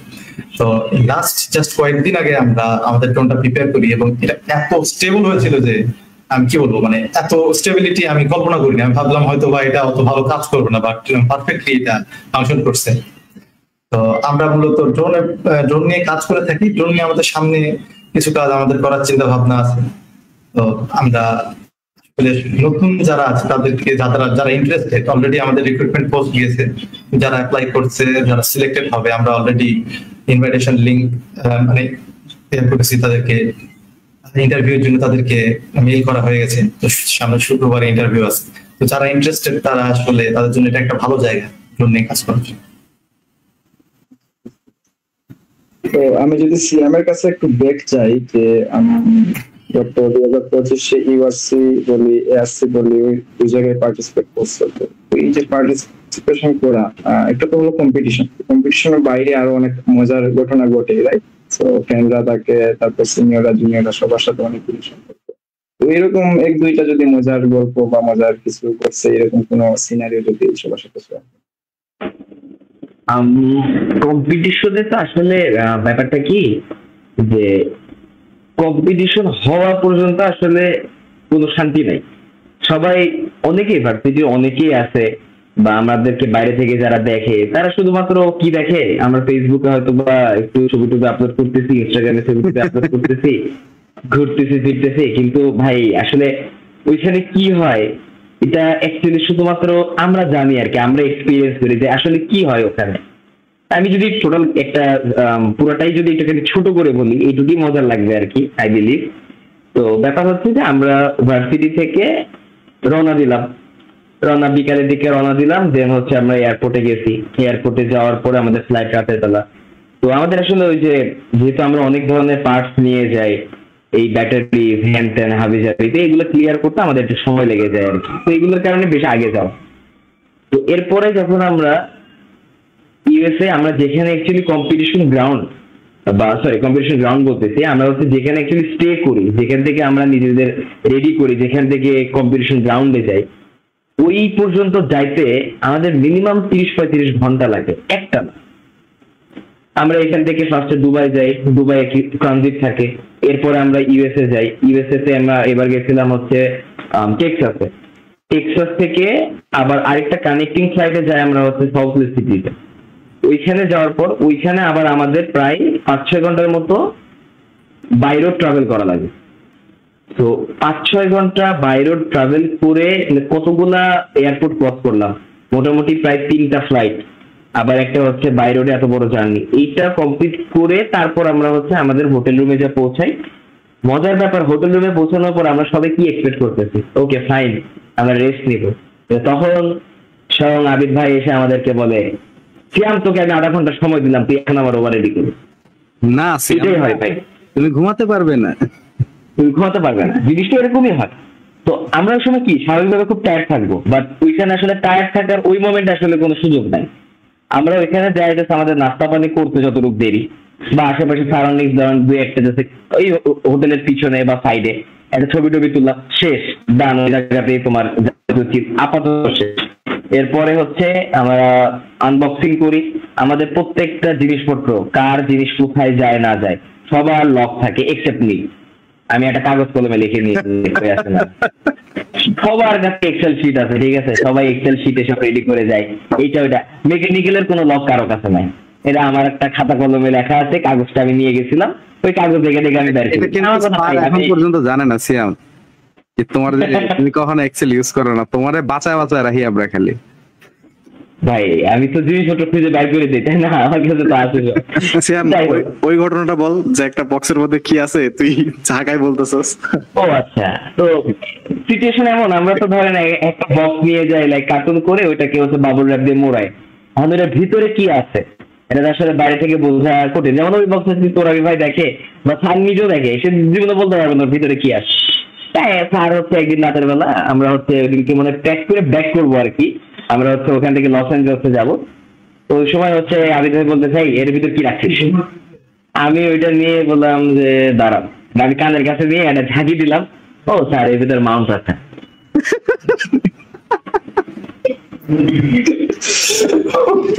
মানে ভাই এখানে আসলে যে যার মতো রাখতে পারে ভাই, মানে তো যেটা কাজ হয়েছে। আমরা পৌঁছানোর পর আমরা করি কি, আমরা হচ্ছে বডি রেডি করি। আমি বডি রেডি না করা পর্যন্ত সৈকত ওইখানে ওয়ারিং এ হাত দিতে পারবে না, ইলেকট্রিক্যাল সেটআপ সে করতে পারবে না। তো আমার এখানে একটা দায়িত্ব যে আমাকে অ্যাজ সুন অ্যাজ পসিবল এটা রেডি করতে হবে। আমি এটা রেডি করে দিয়ে দেন আমি আবার যাই কমিউনিকেশনের সেটআপ রেডি করতে, ফয়সালকে হেল্প করতে। কারণ ও হচ্ছে কমিউনিকেশন থেকে ও একা হাতে এন্টার কমিউনিকেশন সামনে একা হাতে। তো ও আবার হেল্পিং হ্যান্ড হিসেবে আমরা যারা মেকানিক্যাল ছিলাম ওরা আবার হেল্প করি। ইন দ্য মিন টাইম তখন সৈকত হচ্ছে ওটার ওয়্যারিং সেট করে, ইলেকট্রিক্যাল আমাদের যে বক্সটা এই বক্সটা সেট করা হয়। ওইদিকে তোরাবি ভাই আরো যে বেশ কিছু লজিস্টিক্যাল কাজ করা আছে, বা আমাদের ইলেকট্রিক্যাল কিন্তু একটা ল্যাব সেটআপ করে ফেলতে হয় ওই জায়গাতে, লাইক এমার্জেন্সি যে কোনো কিছু হয়, এমার্জেন্সি ফোল্ডারিং, তো এইগুলো তো আর এইভাবে করা পসিবল না, একটা বেস স্টেশন লাগেই, তো ওইটা তখন তোরাবি ভাই সেট করতে থাকে। ওইদিকে সাইদ ভাই আর সাইমা যারা আছে ওরা সায়েন্সের সেটআপ রেডি করতে থাকে, আর সফটওয়্যার টিম যারা আছে ওরা ওই সময় একটুখানি চুরি করে ঘুমায় নেওয়ার পরে তারা তাদের অটোমাস বক্স রেডি করে ফেলে। ঠিক আছে, তো এভাবে আসলে হয়। আমরা কিন্তু সবাই জানি এখানকার ব্যাপারটা কি, কেউ যে ঘুমাচ্ছে এটা কিন্তু আমরা জানি কি ঘুমাচ্ছে, আমরা আসলে এটা বলি না। আচ্ছা ঠিক আছে, ও একটু রেস্ট নিয়ে নি, ও যে একটুখানি রেস্ট নিয়ে নিল না, ও কিন্তু তাহলে আমার থেকে অবশ্যই 1 ঘন্টা হলে বেশি কাজ করতে পারবে। ওই যে ওই ব্যাকআপটা ও আবার আমাকে দিয়ে দেয়, আমি একটুখানি ডাউন হয়ে গেলাম, এই জিনিসটা চলে আর কি এরকম ভাবে। এখন আমরা এগুলো সমস্ত কিছু আমাদের শেষ হলো। সবচেয়ে মজার যদি কোনো একটা সিনারিও বলি, আমরা কিন্তু ওই ফার্স্টে ইউএসএ যা থাকি একদম একটা হচ্ছে লাইক মরুভূমি, পাথুরে মরুভূমি এরকম একটা এরিয়া। তো আমরা যখন হচ্ছে ইউএসএ যাবো এর আগে সিনিয়র যারা সবাই বলতেছে আরে এত কোনো পেইন নাই, সন্ধ্যা পর্যন্ত তেল, এরপর খালি চিল আর চিল, খাবি দাবি ঘুমাবি ঘুরে বেড়াবি, মানে সন্ধ্যা হয় রাত 9টা। এরপরে আমি আসলে কি ঘুরবো ফিরবো আমি জানি না। তো আমাদের হচ্ছে ইআরডিএম মিশনের আগের দিন রাতে, ইআরডিএম মিশন আগের দিন রাতে, ওই রাতটা আমাদের জন্য যে কি একটা রাত ছিল, এটা আমরা যারা ওখানে ছিলাম আমরা ওরা জানি যে ওইখানে আমরা কি এক্সপিরিয়েন্স করছি। অল অফ এ সাডেন আমাদের কোনো প্রকারের কোনো কমিউনিকেশন মডিউল আর কাজ করে না আমাদের কাছে। কমিউনিকেশন মিশনটা দুইটা একটাও কাজ করে না, আর দুইটা দুই রকম ভাবে ইউজ করার জন্য, এরকম না যে একটা স্পেয়ার আরেকটা, দুইটা আমরা ইউজ করি দুই রকম ভাবে। এগুলো খুব এক্সপেন্সিভ মডিউলস আমাদের। তো এখন ব্যাপার যেটা হচ্ছে যে যখন আমাদের কাছের ওভার আছে তখন কমিউনিকেশন স্মুথ যাচ্ছে, বাট ওই মিশনটা লং রেঞ্জের মিশন, যখনই আমাদের ওভার লং রেঞ্জে চলে যাচ্ছে আমাদের কমিউনিকেশন ছেড়ে দিচ্ছে। এবং ওই জায়গাতে যে আমরা একটা মানে পূর্ব একটা প্রবলেমের শিকার হই, যে প্রবলেমটা আমরা দেশে কোনো সময় ফেস করি না, সেটা হচ্ছে আমাদের প্রত্যেকটা মোটর, স্পেশালি হচ্ছে যেগুলো ডিসি মোটর, মানে ওই যে আমাদের অ্যাকচুয়েটর যেগুলো হুট করে স্লো হয়ে গেছে। কমিউনিকেশনের সমস্যাটা এমন ভাবে হয়েছে সরাসরি ইফেক্ট করতেছে, ইভেন মোটর গুলো আমাদের স্লো ঘুরতেছে, দেখি আমাদের আর্ম যে স্পিডে ঘুরে সেই স্পিড আর ঘুরতেছে না। তা আমাদের সবার মাথায় হাত যে এমন কি ঝামেলা হইলো। ওকে ফাইন, তো ওই সময় আবিদ স্যার আর তোরাবি ভাই বললো যে, আবিদ ভাই হচ্ছে তোরাবি ভাই বলতেছে যে তোরাবি আমার সাথে আসো। তারা 2 ঘন্টার জন্য কোথাও একদিকে চলে গেল, মানে মেনলি হচ্ছে কমিউনিকেশন মডিউলটা ফিক্স করার জন্য। আমরা এই সময় একদম মরুভূমির ভিতরে সোয়েটার পরা, দিনের বেলা ভাই গরম স্যান্ডউইচ পরে থাকা লাগে, আর রাতের বেলা সোয়েটার সব। এইখানে বসে থাকতে তো আমরা ওদিকে রোভারের দিকে আছি, এদিকে আমরা হচ্ছে পোক খাচ্ছি। ভিতরে আমরা কিছু ঘর টাইপের একটা আমরা গেস করতেছি, আমার সাথে মুনতাকিম ছিল ইলেকট্রিক্যাল টিমের মেম্বার। আমরা গেস করতেছি যে আশেপাশে হয়তো বা কেউ কোনো এটিভি বা কোনো বাগি নিয়ে রাতের বেলা হয়তো ঘুরতে বেরিয়েছে মরুভূমিতে। সবাই ওখানে অ্যাকচুয়ালি চিল করার জন্য যায়, ইউটা এমন একটা স্টেট।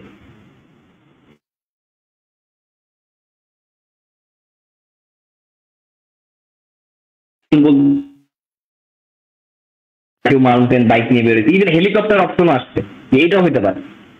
এরপর আমরা অ্যাকচুয়ালি খেয়াল করে দেখি আমাদের চোখের সামনে সৈকত বসে বসে ঘুমাই গেছে, ঘুমায় নাক ডাক।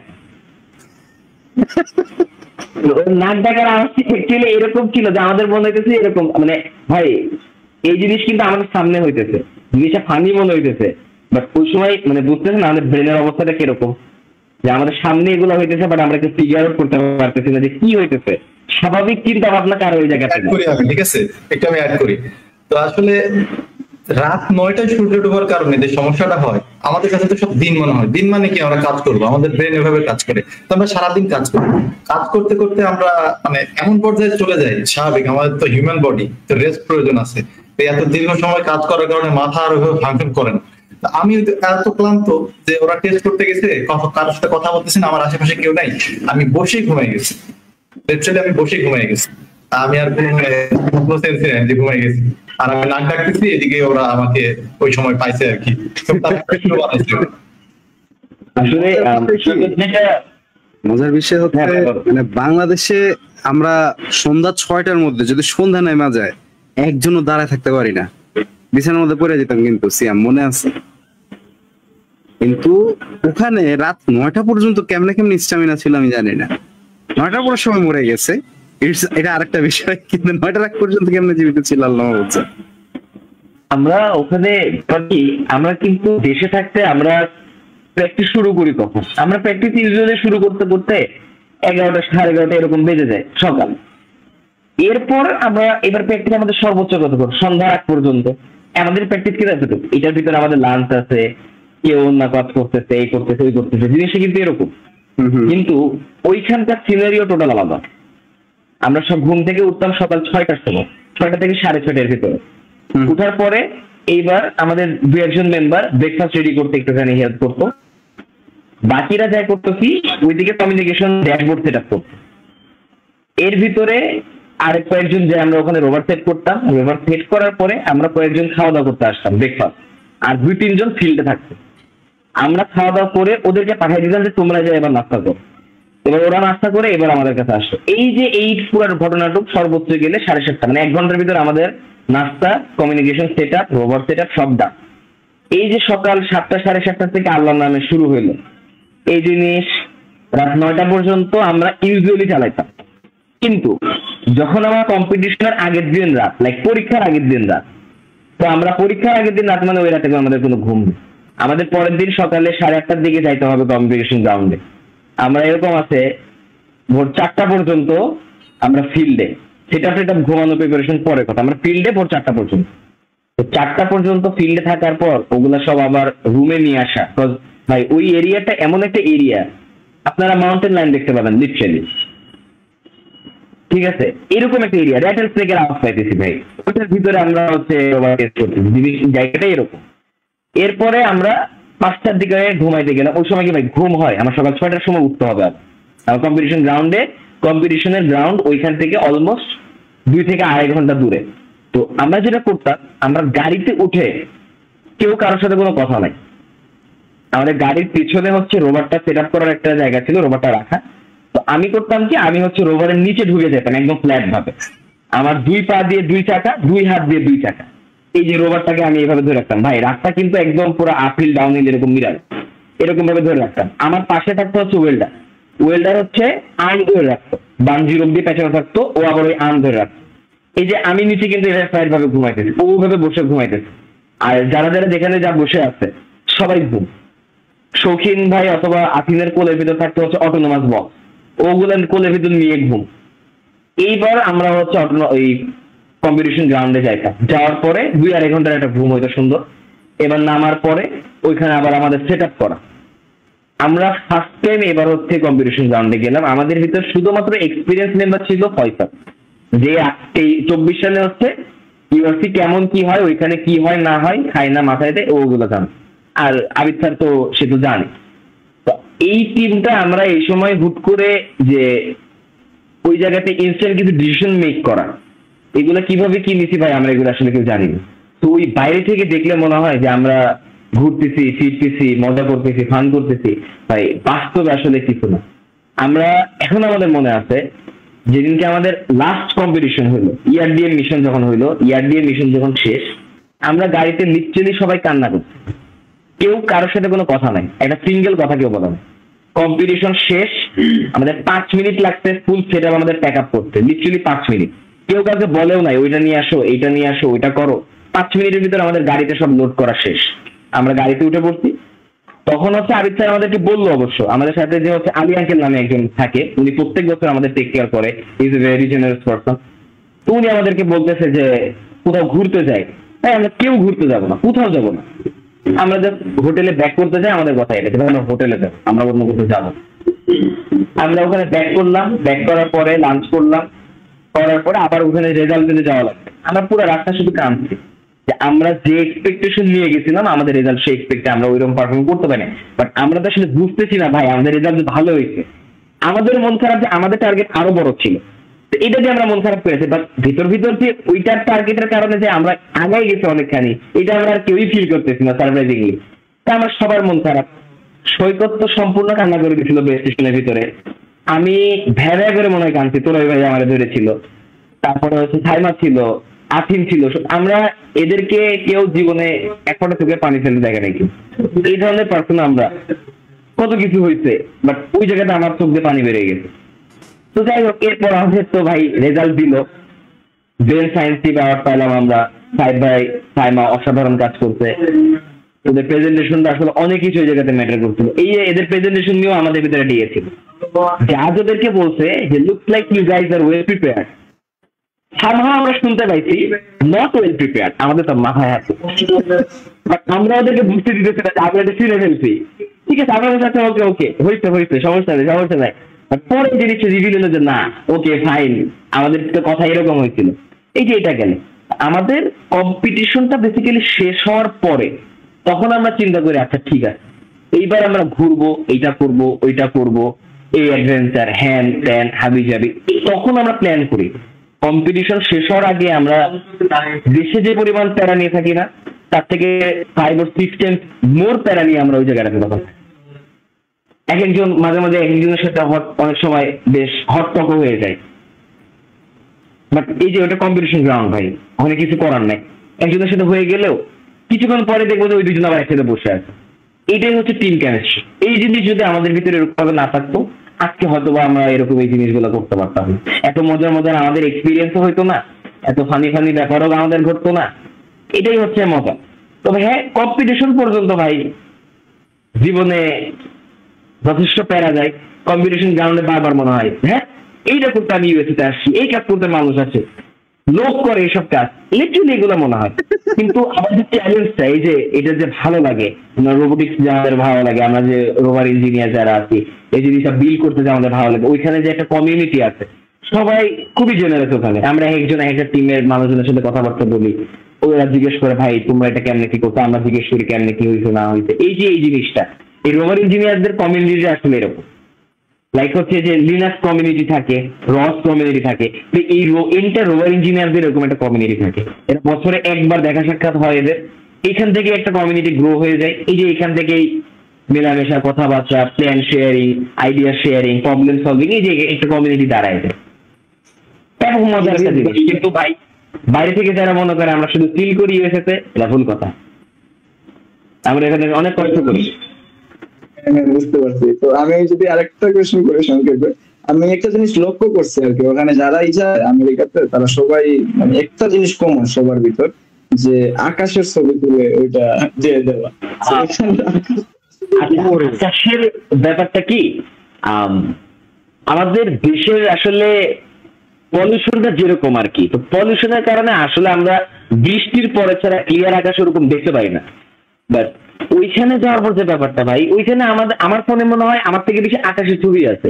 আকাশটা এতই ক্লিয়ার লাগে, মানে আকাশ ব্যাকগ্রাউন্ডে থাকে, যে কোনো একটা ছবি তুললে ছবিটা অটোমেটিক্যালি ভালো লাগে। শুধু আকাশের ছবি তুলতেও ভালো লাগে, আকাশ এত সুন্দর। বিদেশ বিদেশ লাগে, বিদেশ বিদেশ লাগে না ভাই, আমি খালি বিদেশে আসছি। বিদেশের আকাশ আর বাংলাদেশের আকাশ আলাদা ভাই, অনেক আলাদা। ও আরেকটা ব্যাপার, আমরা কিন্তু ওইখানে যাওয়ার পরে প্রায় আমাদের 3-4 দিন সময় লাগে ওইখানকার ওয়েদারের সাথে কপ আপ হতে। এই জেট ল্যাগের পরে আমাদের প্রত্যেকটা মেম্বার দেখা যায় যে ব্লিডিং হইতেছে, নাক দিয়ে ব্লিডিং হচ্ছে, অনর্গল পানির মতো ব্লিডিং হচ্ছে। কিন্তু ভাই ওই জায়গাতে কিছু করার নাই। আমার ইউএসএ যায় আমার জ্বর আসছিল, তো আমি আর পারতেছি না। আমি ওই সময় বললাম যে হচ্ছে আবিদ ভাই বলছে ভাই আমার 1 ঘন্টার ব্রেক দেন, আমি একটু রেস্ট নেই, আমার মাথা কেন জানি আর কাজ করতে। আমি যদি 1 ঘন্টার জায়গায় তো ওই জায়গায় 4-5 ঘন্টা রেস্ট নিতাম, কেউ আমার কিছুই বলতো। আমি আমার কাজটা শেষ করছি, তারপর আমি রেস্টটা নিতেছি, কেউ কিছুই বলতো না। কিন্তু ভাই আপনার ইচ্ছা করবে না, তোমার ইচ্ছা করবে না যে ওই জায়গায় তুমি রেস্ট, তোমার যতই প্যারা লাগুক না, তোমার অনেক প্যারা লাগতেছে ভাই, মাঠে গেলে তো রোদের ভিতর দৌড়াদৌড়ি করতে হবে। এই 50 কেজির একটা রোভার এই বারবার তুলে নিয়ে আসে স্টার্টিং পজিশনে নিয়ে যাও, আবার যখন মিশন শেষ করে এন্ডিং এ যাচ্ছে আবার তুলে নিয়ে আসে স্টার্টিং এ নিয়ে আসে। কিন্তু তুমি যতক্ষণ ওই জায়গাটা কাটো না, তোমার তখন খালি মনে হবে যে আমি রেখেছি, আমার খাটছি না তো অন্য কেউ খাটতেছে, ওদের উপর প্যারা বেশি যাচ্ছে, আমি যাই। এই জিনিসটা সবার ভিতর ফিল হয় যে উপর দায়িত্ববোধ থেকে এক্স্যাক্টলি এটাই হচ্ছে দায়িত্ববোধ না থাকলে আসলে এই জিনিসগুলো হয় না। আলহামদুলিল্লাহ আমাদের টিমের প্রত্যেকটা মেম্বার, কেউ একজন ডাউন হয়ে গেলে আরেকজন আপ হয়ে যায়, কে একজন আপ গেলে আরেকজন ডাউন। এই যে এই জিনিসটা মেনটেন করা হয় নট অনলি বাংলাদেশে, ওইখানে যাও সেম ওয়েতে মেনটেন করা হয়, ঠিক আছে? এইগুলা মেনটেন করা হয় বিধায় জিনিসটা আসলে এত স্মুথলি রান করতে পারে, না হলে এই জিনিসগুলো আসলে কি এভাবে রান করা পসিবল না। আমরা রুমের ভিতর যেভাবে ঘুমায় থাকি, ঠিক আছে, এটা যারা যারা দেখছে আমাদেরকে ঘুমায় থাকছে তারা জানে। একবার তো এক মন্ত্রী আসছে ল্যাব ভিজিট করতে, আমরা দাঁড়ায় প্যান্ট ঠিক করতেছি মন্ত্রীর সামনে, প্যান্ট ঠিক করতেছি, প্যান্টের অবস্থা একজনের খারাপ। তো এই যে এই জিনিসগুলা মন্ত্রী ভিজি সাথে মনে করছে যে অবস্থা খারাপ, ভিজে বলতেছে বাবা বাবা তোমরা ঘুমাও ঘুমাও ঘুমাও, কোনো সমস্যা নাই, আমি তো পরে এক সময় আসতেছি। এটা হচ্ছে 24 সালে এরকম একটা ঘটনা ঘটছিল এসিআর এর সময়, ঠিক আছে? আমাদের হচ্ছে ওই যে স্টাফ ছিল হচ্ছে আরিফ ভাই যেটাকে বলতো ভাই ভাই মন্ত্রী সাহেব আসছে, আপনারা উঠেন না কেন? আর চোখ দলতে প্যান্ট টানতে তুলে উঠতেছে, হ্যাঁ মন্ত্রী আসছে, আমরা এইরকম ভাবে তাকায় আছি, ভাই তুই এই সময় কেন আসছিস, আমরা ঘুমাইতেছি এখন। আচ্ছা, তো এখন যদি সাইমার কাছে আবার ব্যাক যাই, যে মানে সায়েন্স টিম নিয়ে বলতেছিল যে সায়েন্স টিমের আসলে কাজটা কি, সেটা আসলে কি করতে হবে। আচ্ছা, আগে আমি দুঃখিত, আমি হঠাৎ করে চলে গেছি। আমি শুরু থেকে বলি যে আমাদের যে কম্পিটিশনটা এখানে হচ্ছে মেইন কাজটা হচ্ছে যে আমরা সাইন অফ লাইফ খুঁজে বের করবো। তো এটার জন্য কি কি করে থাকি, আমরা বিভিন্ন সয়েল টেস্ট করে থাকি। তো এখন বাংলাদেশের সয়েল আর হচ্ছে কম্পিটিশন গ্রাউন্ডের যে সয়েল, আমরা তো ওইটা সম্পর্কে আমাদের খুব একটা আইডিয়া নেই। যেটা সিয়াম বললো বা বাকিরা বললো যে আমাদের এই পুরো টিমের মধ্যে শুধু আবিদ স্যার আর হচ্ছে ফয়সাল, দুজনের হচ্ছে অ্যাটলিস্ট একটু ধারণা ছিল যে ওই জায়গার গ্রাউন্ডটা কেমন হবে, আর বাকি আমাদের কারো এটা ব্যাপারে কোনো নলেজ ছিল না। তো আমরা কি করি যে বাংলাদেশের বিভিন্ন জায়গা থেকে, মানে আমাদের ক্যাম্পাসের আশেপাশের এরিয়া, ইউআইউর আশেপাশের এরিয়া বা মেডিকেলের এরিয়া, মসজিদের জায়গা, গ্রাউন্ড থেকে আমরা বিভিন্ন জায়গা থেকে সয়েল নিয়ে আসি, এনে তারপরে এখানে হচ্ছে আমরা অনেক রকমের বায়োমলিকিউল টেস্ট করি। তো মোটামুটি আমরা 7 থেকে 8টার মতো বায়োমলিকিউল টেস্ট করছি, কিন্তু ফাইনালি হচ্ছে আমরা 3টা সিলেক্ট করি, যেটা হচ্ছে আমাদের জন্য মোস্ট প্রমিনেন্ট মনে হয় এরকম। তো এইটার ক্ষেত্রে আমাদের অবভিয়াসলি মাথায় থাকা লাগে যে এই পুরাটা যেহেতু আমাদের ওভারে হবে, তো আমাদের ওভারের সেফটিটা মেনটেন করতে হবে। এছাড়া হচ্ছে আমাদের ধরো কম্পিটিশন থেকে আমাদের এরকম দেওয়া থাকে যে আমাদের সবকিছু রিকোয়ারমেন্ট দেওয়া থাকে যে আমরা খুব বেশি অ্যাসিডিক বা খুব বেশি বেসিক যে মানে যে কেমিক্যাল গুলো আছে এগুলো ইউজ করতে পারবো না। তো এটার জন্য আমরা যে টেস্ট গুলা করি, তো মানে কয়েকটা বায়োমলিকুলার নাম নেই, ধরো কার্বোহাইড্রেট, প্রোটিন, ক্লোরোফিল, এইগুলো টেস্ট করি। তো এছাড়া আমাদের হচ্ছে কম্পিটিশনের আগে সায়েন্স টিমের একটা সায়েন্স প্ল্যান সাবমিট করা লাগে, ওভারঅল যে আমরা আসলে কি কি কাজ করছি, কি কি করবো না করবো, এটার উপরও একটা মার্কিং থাকে। অ্যান্ড এরপরে আমাদের আরেকটা পার্ট থাকে, সেটা হচ্ছে তোমার কেমিক্যাল সেফটি প্ল্যান। আমরা কি কি ইউজ করতেছি তাদের থেকে একটা রেজাল্ট আসছে যে আমরা এগুলো ইউজ করতে পারবো কি পারবো না, এটা গেল। আর এছাড়া সায়েন্স টিমের আরেকটা কাজ থাকে হচ্ছে আমরা সয়েল হচ্ছে ড্রিল করে উঠানো লাগে মাটি থেকে, তারপর সেটা ক্যাশ করে তোমার কিছু পরিমাণ রাখা লাগে, যেমন হচ্ছে 5 থেকে 10 গ্রাম, 10 সেন্টিমিটার নিচে হচ্ছে তোমার ড্রিল যাওয়া লাগবে। সিয়াম খুবই খুশি হইতেছে, কারণ 2টা ঘটনা আছে। আমি যদি তোমাকে গত বছরের ঘটনা বলি, 24-এর, সিয়াম একদম লাস্ট মোমেন্টে আমাদের ড্রিল ডিজাইন করছিল, আর এইবার হচ্ছে আপডেট করে আমাদের নতুন একটা ড্রিল ডিজাইন করা লাগছে। এই ডিজাইনের আইডিয়াটা সাইফের ছিল, তারপরে হচ্ছে ক্যাশিং মেকানিজমটা। আমাদের কম্পিটিশন গ্রাউন্ডে এই সয়েলটা খুব ভালো মতো উঠছে, আমরা একদম 5 গ্রাম দেখাতে পারছি। তো এটা দেখে জাজেসরা অনেক বেশি খুশি হয়ে গেছিল। এই ইনসিডেন্টটা হয়েছে কখন, যখন আমরা প্রেজেন্টেশন দিচ্ছিলাম, এমন টাইমে হচ্ছে ওরা বাইরে থেকে সয়েল নিয়ে আসছে। আমি আর সাইফ, আমরা 2জন সায়েন্স টিম মেম্বার, আমরা হচ্ছে তখন এই প্রেজেন্টেশন মোমেন্টে আমরা 3টা জাজেসের সাথে বসেছিলাম। বাইরে থেকে ওরা সবাই সয়েল নিয়ে আসছে, এটা দেখে জাজেস এত খুশি, জাজেস আমাদেরকে ওই প্যাকেটটা দেখাচ্ছে যে দেখো দেখো ওদের সয়েল ভালো উঠছে। তো এই জিনিসটা হচ্ছে তোমার ফিল্ডে হয়েছে, আর আমরা তখন হচ্ছে বেসে ছিলাম। আর আরেকটা জিনিস যদি আমাকে যে এই সময় আসলে ওরা যখন হচ্ছে প্রেজেন্টেশন দিচ্ছিল, তো সায়েন্সে যে আমরা 100 যে পাইছিলাম বেস্ট একটা হচ্ছে নাম্বার যে আমরা ওখানে কালেক্ট করছিলাম, আমরা ওইখানে একমাত্র টিম ছিলাম যারা হচ্ছে এই সয়েলটা 5 গ্রাম যেটা হচ্ছে আমরা কালেক্ট করতে পারি। আমরা বেসিক্যালি কালেক্ট করছিলাম 7 গ্রাম মাটি, ঠিক আছে? আমরা 7 গ্রাম মাটি কালেক্ট করছিলাম, তাও একদম উইদাউট কন্টামিনেশন। আমাদের সিস্টেমটা এমন ভাবে ডিজাইন করা ছিল যে একবার যদি এটা ড্রিল করা স্টার্ট করে, ওটা যদি মাটির 10 সেন্টিমিটার নিচে একবার যাইতে পারে, সয়েল 100% সয়েল ওখান থেকে আসবে। আর সবচেয়ে বড় একটা ব্যাপার ছিল যে ওইটার কোনো কন্টামিনেশন হবে না। এটা আমরা এমন ভাবে জিনিসটা এতটাই মডুলার ছিল, তো যারা আসলে কেউ এরকম ভাবে এক্সপেক্ট করে নাই যে ওইখানে অ্যাকচুয়ালি সয়েল তোলা পসিবল। ওইখানে কি ওই গ্রাউন্ডটা এমনই একটা গ্রাউন্ড, এটা আসলে কোনো প্রেডিকশন নাই যে গ্রাউন্ড আমার কেমন দিবে।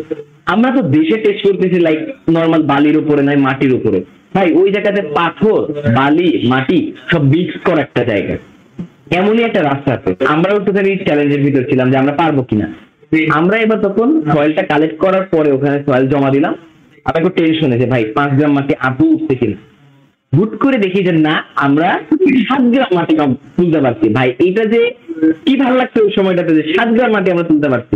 এই একমাত্র এই আমরা ইউআইউ মার্সোভার টিম এরা একটা টিম ছিল যারা এই 7 গ্রাম মাটি ওই জায়গাতে আমরা তুলতে পারছি। আর ওরা ওইদিকে তো প্রেজেন্টেশন দিতেছে, আমাদের দিকে সেই খুশি।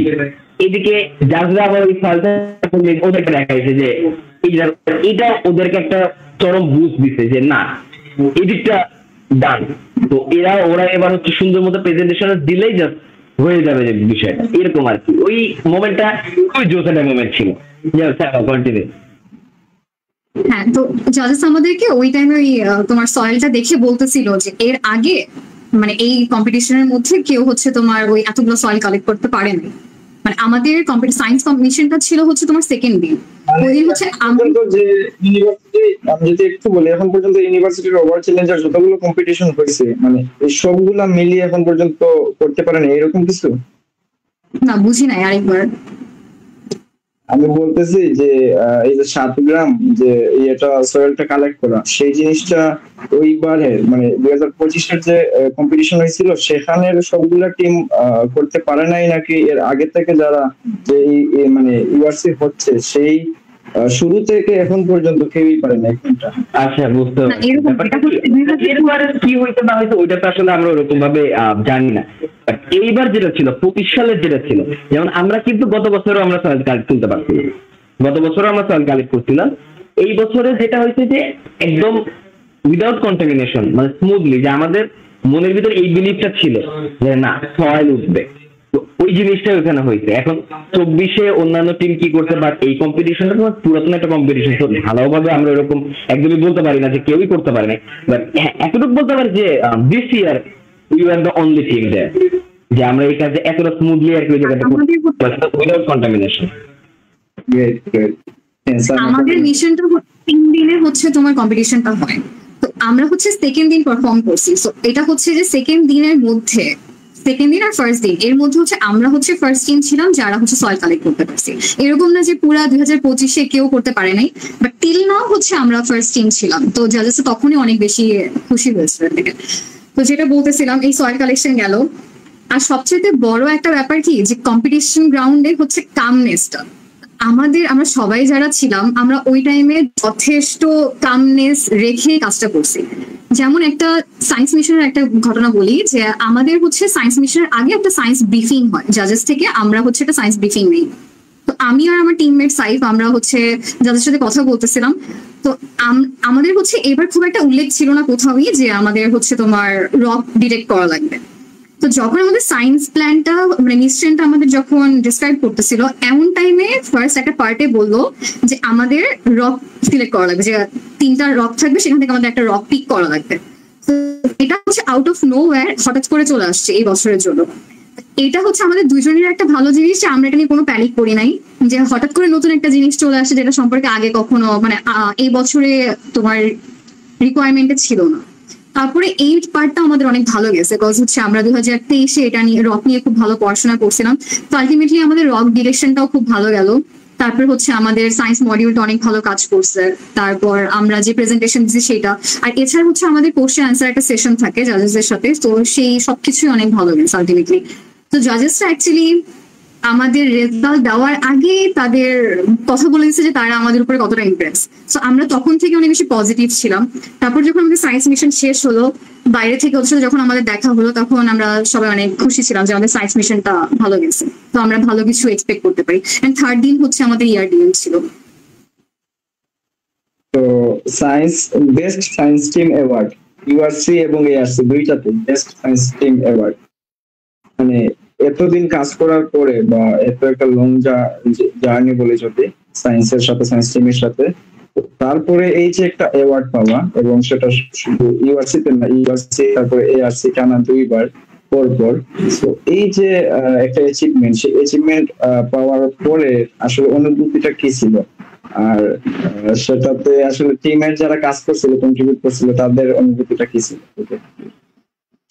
আচ্ছা, এখন আসলে কন্ট্রিবিউশন এখানে মোটামুটি সবারই ছিল, কারণ আমরা হচ্ছে সায়েন্স টিমের যে কাজগুলো করি, প্লাস হচ্ছে আমাদের সায়েন্সের যে মডিউল গুলো থাকে এগুলোর জন্য আর বিভিন্ন কাজের জন্য আমরা আমাদের সাব টিমের মধ্যে কোলাবোরেট করি। ধর আমাদের ইলেকট্রিক্যাল টিম, মেকানিক্যাল টিম, তারপর হচ্ছে অটোনোমাস টিম, সবগুলো টিমের সাথে আমরা কোলাবোরেট করে কাজ করি। যেমন হচ্ছে আমাদের সায়েন্সের মডিউলটা, যেটা আমাদের বাইট্রোস ল্যাব, আমরা হচ্ছে রোভারের উপরে একটা অরেঞ্জ কালারের একটা ল্যাব দেখি। এটার মধ্যে হচ্ছে আমরা প্রি হিটেড কিছু কেমিক্যাল রাখি, রিয়েজেন্ট যেটাকে আমরা বলি। তো এইখানে হিটিং মেকানিজমটা হচ্ছে আমাদের ইলেকট্রিক্যাল টিম করা, তারপরে হচ্ছে আমাদের সেন্সর ইন্টিগ্রেশন, এগুলো হচ্ছে অটোনোমাস টিম করা। মেকানিক্যাল টিম কি করছে সেটা তো আমরা সবাই জানি। তো এই সব কিছু থেকে আমাদের যে ফাইনালি যে অ্যাচিভমেন্টটা আসলো, এটা আসলে আমাদের সবার ছিল। এটা পুরা এশিয়াতে ফার্স্ট টাইম, যেটা আমাদের মার্স রোভার টিম তো আমরা 2022 থেকে পারফর্ম করছি 25 পর্যন্ত, 4 বছরে তো আমাদের টিমের জন্য অবভিয়াসলি ফার্স্ট টাইম, আর পুরো এশিয়ার মধ্যে এটা ফার্স্ট ছিল। আলটিমেটলি এটা অনেক বড় অ্যাচিভমেন্ট যে আমরা সবাই সিএসসি ট্রিপল-ই ডিপার্টমেন্টের স্টুডেন্ট হয়ে আমরা হচ্ছে সায়েন্স টিম, মানে কেমিস্ট্রি রিলেটেড একটা জায়গা, বা হচ্ছে তোমার পুরাই কি বলবো, মানে পুরো জিওলজি নিয়ে যে কাজটা। হ্যাঁ, আমাদের টিমে তো কোনো জিওলজিস্ট নাই, আমরা নিজেরাই হচ্ছে ওইভাবে পড়াশোনা করে আগাইছি। তো এইটা আসলে বলে প্রকাশ করার মতো না যে আমাদের আসলে কতটা ভালো লাগছে। ওই যে সিএম যেটা একটু আগে বললো না, যে আমরা হচ্ছে দিন খুব বেশি আপসেট ছিলাম, মানে এমন কেউ ছিল না যে কান্না করে নাই। সেই মানে আমরা খুবই মন খারাপ নিয়ে হচ্ছে ফাইনাল রেজাল্ট আনতে গেলাম। যাওয়ার পরে যখন পুরা মানে আমরা অলমোস্ট একটু পিছনের দিকে দাঁড়ানো ছিলাম, সবাই দাঁড়ানো আছে, যে যতগুলো টিম পার্টিসিপেট করছে সারা বিশ্ব থেকে সবাই আমরা দাঁড়ায় আসছি। তারা অ্যানাউন্স করলো, তো তারা একটা মোমেন্টে গিয়ে বললো যে হচ্ছে বেস্ট সায়েন্টিস্ট অ্যাওয়ার্ড একটা বাংলাদেশি টিম পাইছে।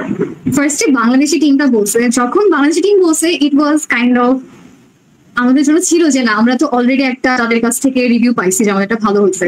এন্ড তারপর যখন বলছে যে ইউআইইউ মার্স রোভার টিম, আসলে ওই তখন আমরা অন্ধের মতো এই কথাটা ওরা আমাকে এখনো বলে। আমি মানে আউট অফ নোওয়্যার আমি যদি ক্যাম্পেইনে লাফানো শুরু করছি এখানে, মানে সবাই আমরা অনেক খুশি ছিলাম। মানে এটা আমাদের টিমে, পুরো টিমের জন্য অনেক বড় অ্যাচিভমেন্ট ছিল, আমাদের দেশের জন্য অনেক বড় একটা অ্যাচিভমেন্ট ছিল।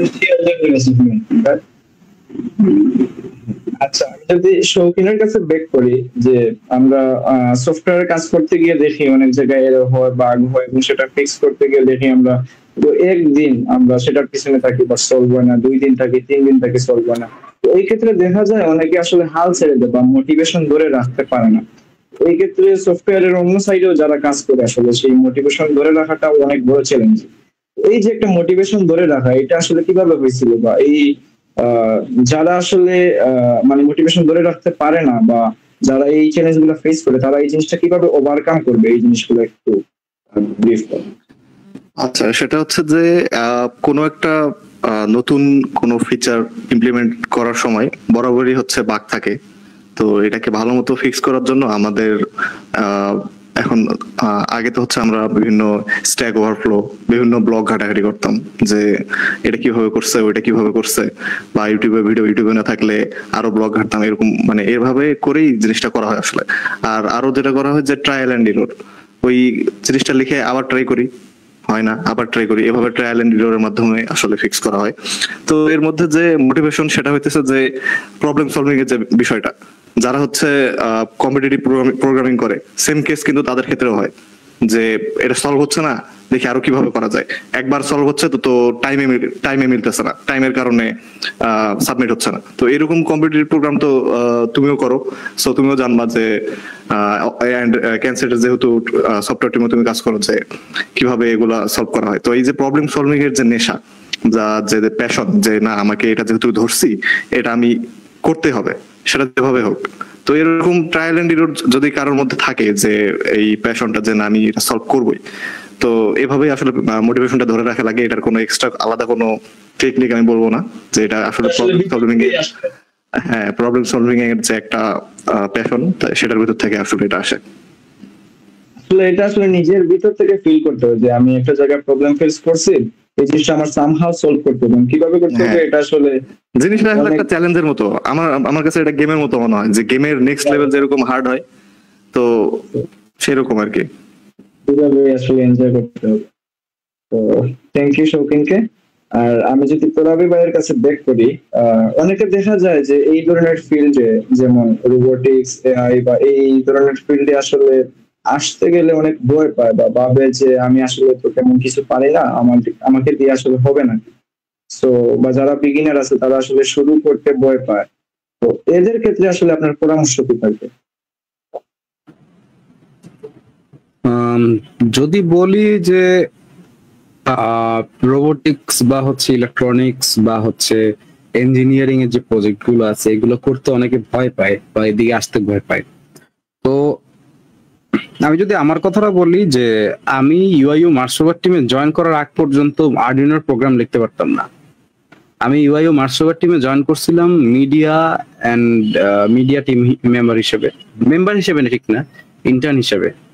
তো তারপরে আমি যখন দেখলাম যে এখানে আরডুইনো ইলেকট্রনিক্স নিয়ে কাজ হইতেছে, দেন আমি হচ্ছে কি আমাদের প্রিভিয়াস যে ইলেকট্রনিক সাব টিম লিডার মেহরাবকে আমি বলছিলাম যে মেহরাব, আমার তো এগুলো ইন্টারেস্ট আছে, আমি কাজ করতে চাই। তো তখন বলছিল আচ্ছা ঠিক আছে, সমস্যা নাই। তো আমি তখন অনেক কাজ শুরু করি। তো ইউআইইউ মার্সোভার থেকে আমার আসলে রোবোটিক্স এমবেডেড সিস্টেমের বলতে গেলে যাত্রা শুরু। তো কিভাবে আমি কোপ আপ করছি, তো আমার কাছে খুব চমৎকার একটা টুল ছিল যেটা এখন সবার কাছে আছে, জেনারেটিভ এআই, চ্যাটজিপিটি আর কি। তো আমাদেরকে প্রথমে একটা টাস্ক দেওয়া হয়েছিল যে একটা সিম্পল আরসি কার বানায় নিয়ে যেতে। তা আমি তখন আসলে ESP32 বলো বা মোটর ড্রাইভার বলো এগুলো নিয়ে কিছুই জানতাম না। তা আমি একটা ইউটিউব দেখে কোনো মতে বানায় নিয়ে গেছি। এটা আসলে জেনারেল টাস্ক ছিল, মিডিয়া টিম হোক, লজিস্টিক হোক, সায়েন্স টিম হোক, সবাইকে আসলে কাজটা করতে হইতো। তা আমি কোনো মতে বানায় নিয়ে গেছি। দেন আমি হচ্ছে শৌখিনদের রোবটটা দেখলাম, শৌখিনদেরটা খুব চমৎকার চলতেছিল, বাট আমারটা চলতেছিল না ঠিক মতো। দেন আমার মধ্যে এটা খুব একটা ট্রিগার করছে যে সবাই এখানে পারতেছে, আমি কেন পারবো না। আমি হচ্ছে বাসায় গেছি, ঠিক আছে। ওই দিন আমি হারছিলাম কি, ওই দিন আমার রোবটটা চলে না, ওই দিন একটা রেস্ট হয়েছিল রোবট সিয়াম, মনে আছে তোমার? ভাই তোমার ওই বটের উপর একটা লাইন লেখা ছিল, it does everything except running. আমাদের টিম চ্যাম্পিয়ন হয়েছিল ভাই। হ্যাঁ, তো হচ্ছে তো বাসায় যখন ব্যাক করলাম, বাসায় যাওয়ার পর হচ্ছে আমার তখন হচ্ছে তোমার বাসায় কিছু টুকটাক টুলস কেনা ছিল। তো ওগুলা দিয়ে আমি পুরাটা ফ্রেম বানাইছি, আমি আর আমার ফ্রেন্ড তালহা মিলে ফ্রেম বানাইছি। আমরা আরসি কার্ডটা আবার বানাইছি। দেন আমি বলছি যে ঠিক আছে, এবার কোডটা আমি আবার করার চেষ্টা করে দেখি। তো দেন আমি চ্যাটজিপিটি, এরপরে হচ্ছে গুগলে বিভিন্ন ফোরাম, এগুলো থেকে আমি হচ্ছে হেল্প নেওয়া শুরু করলাম যে আসলে আমি এখানে কি করতে পারি। দেন আমি আসলে বুঝতে পারলাম যে আমার আসলে প্রবলেমটা সলভ করতে হবে কিভাবে। যে ইনস্টিংটা আসলে আমি সিএসসি ব্যাকগ্রাউন্ড না, আসলে ইঞ্জিনিয়ারিং ব্যাকগ্রাউন্ড, যে কারোর মধ্যে ইনস্টিংটা চলে আসার কথা, যেটা হচ্ছে প্রবলেম ব্রেকডাউন করা। আমরা যখন একটা বড় প্রবলেম দেখি, এই প্রবলেমটা যদি আমরা ছোট ছোট সাব প্রবলেমে ভেঙে ফেলতে পারি, তাহলে আসলে আমরা এই জিনিসটা ইজিলি সলভ করতে পারবো। শুরুতে আমি যখন আরসি কার্ডটা বানাইতে গেছিলাম, আমি সবকিছু নিয়ে একসাথে বসছিলাম, কিন্তু সেকেন্ড টাইম আমি যখন শুরু করলাম, আমি প্রথমে একটা মোটর চালাইছি, এরপরে দুইটা মোটর চালাইছি, তারপরে হচ্ছে ইএসপি তে মেসেজ দেওয়া ট্রাই করছি যে এই মেসেজটা দিলে একটা লাইট জ্বালাবে বা এরকম কিছু। তারপর আমি সবকিছু আস্তে আস্তে ইন্টিগ্রেট করা শুরু করছি। এবং আমি যখন বুঝে গেলাম যে আসলে একটা প্রবলেম সলভ করতে গেলে আমার আসলে কি করতে হবে, দেন আসলে আমার এমবেডেড সিস্টেম বা হচ্ছে ইলেকট্রনিক্সে বা রোবোটিক্সে আমার তেমন কোথাও আটকাইতে হয় নাই। কারণ আমি সময় লাগছে, কোনো নতুন কিছু শিখতে আমার বেশ সময় লাগছে, কিন্তু আমি আসলে জানতাম আমাকে পরের স্টেজে কি করতে হবে, কারণ আমি আসলে ভেঙে ভেঙে প্রবলেমটা সলভ করতে শিখছিলাম। তো আমি সেটাই বলবো, কেউ যদি আসতে ভয় পাও যে রোবোটিক্সে অনেক কঠিন জিনিসপত্র আছে, ইলেকট্রনিক্সে অনেক কঠিন জিনিসপত্র আছে, হার্ডওয়্যার প্রোগ্রাম করা অনেক কঠিন, ভাই তোমরা একটা ট্রাই দাও, জাস্ট ছোট্ট কিছু করার থেকে ট্রাই দাও এবং আস্তে আস্তে প্রবলেমটা সলভ করো। দেখবা যে তোমরা যখন প্রবলেমটা সলভ করতে থাকবা, ওই জিনিসটা কাজ না করলে ওই জিনিসটা বারবার ট্রাই করতে হয়। ট্রায়াল এন্ড এরর, যেটা একটু আগে শৌখিন বলছে, ট্রায়াল এন্ড এরর করার সময় জিনিসটা ঠিক করার মধ্যে তোমার যে এক্সপিরিয়েন্সটা গ্যাদার হবে, ওই এক্সপিরিয়েন্সটা তোমার মধ্যে থাকলেই তুমি পরে যখন এই সেম প্রবলেমটা ফেস করবো, তখন তোমার কাছে জিনিসটা ইজি মনে হবে। তো আমি সেটাই বলবো যে তোমরা যদি কখনো ট্রাই না করো, আসলে এই ভয়টা তোমাদের কখনো ভাঙবে না। তোমাদেরকে আসলে একটা কিক স্টার্ট দিতে হবে। ছোট্ট কিছু দিয়ে শুরু করো, ছোট্ট একটা প্রজেক্ট করো। যে কোনো বিষয় শিখতে হইলে, যেটা হোক সফটওয়্যার ইঞ্জিনিয়ারিং, হোক সেটা ওয়েব প্রোগ্রামিং, হোক সেটা হচ্ছে মেশিন লার্নিং, অথবা হচ্ছে যেটা রোবোটিক্স, তোমাদেরকে খুব ছোট ছোট প্রজেক্ট করা শুরু করতে হবে। কারণ তোমরা যদি প্রজেক্ট না করে খালি ইউটিউবে টিউটোরিয়ালের উপর ডিপেন্ডেন্ট থাকো, তাহলে আসলে ওই জিনিসটা প্র্যাকটিক্যালি শিখতে পারবা না। তো আমার মনে হয় প্রজেক্ট বেস করে শেখা শুরু করা হচ্ছে সবচেয়ে ভালো সলিউশন এই জায়গাটায়। থ্যাংক ইউ তারাবি ভাই। তো মুশফিক, এখন রাইট নাও না হয়তো আমি আপনার কাছে জিজ্ঞেস করি যে এ ধরনের একটা বড় প্রজেক্ট বলি বা কম্পিটিশন বলি, সেক্ষেত্রে ইউনিভার্সিটির সাপোর্ট না থাকলে আসলে এতদূর যাওয়া আসলে পসিবল না। সো এই ক্ষেত্রে আমাদের ইউনিভার্সিটি, ইউনাইটেড ইন্টারন্যাশনাল ইউনিভার্সিটি, এবং সেখানে আমরা জানি যে মানে মার্স রোভারের পাশাপাশি আবার ফেন্সের টিম আছে, তার পাশাপাশি আবার আন্ডার ওয়াটার রোবোটিক্স আছে। এই সাইট গুলাতে অনেক মানে আমাদের ইউনিভার্সিটি অনেক হেল্প করতেছে, অনেক ইনভেস্ট করতেছে।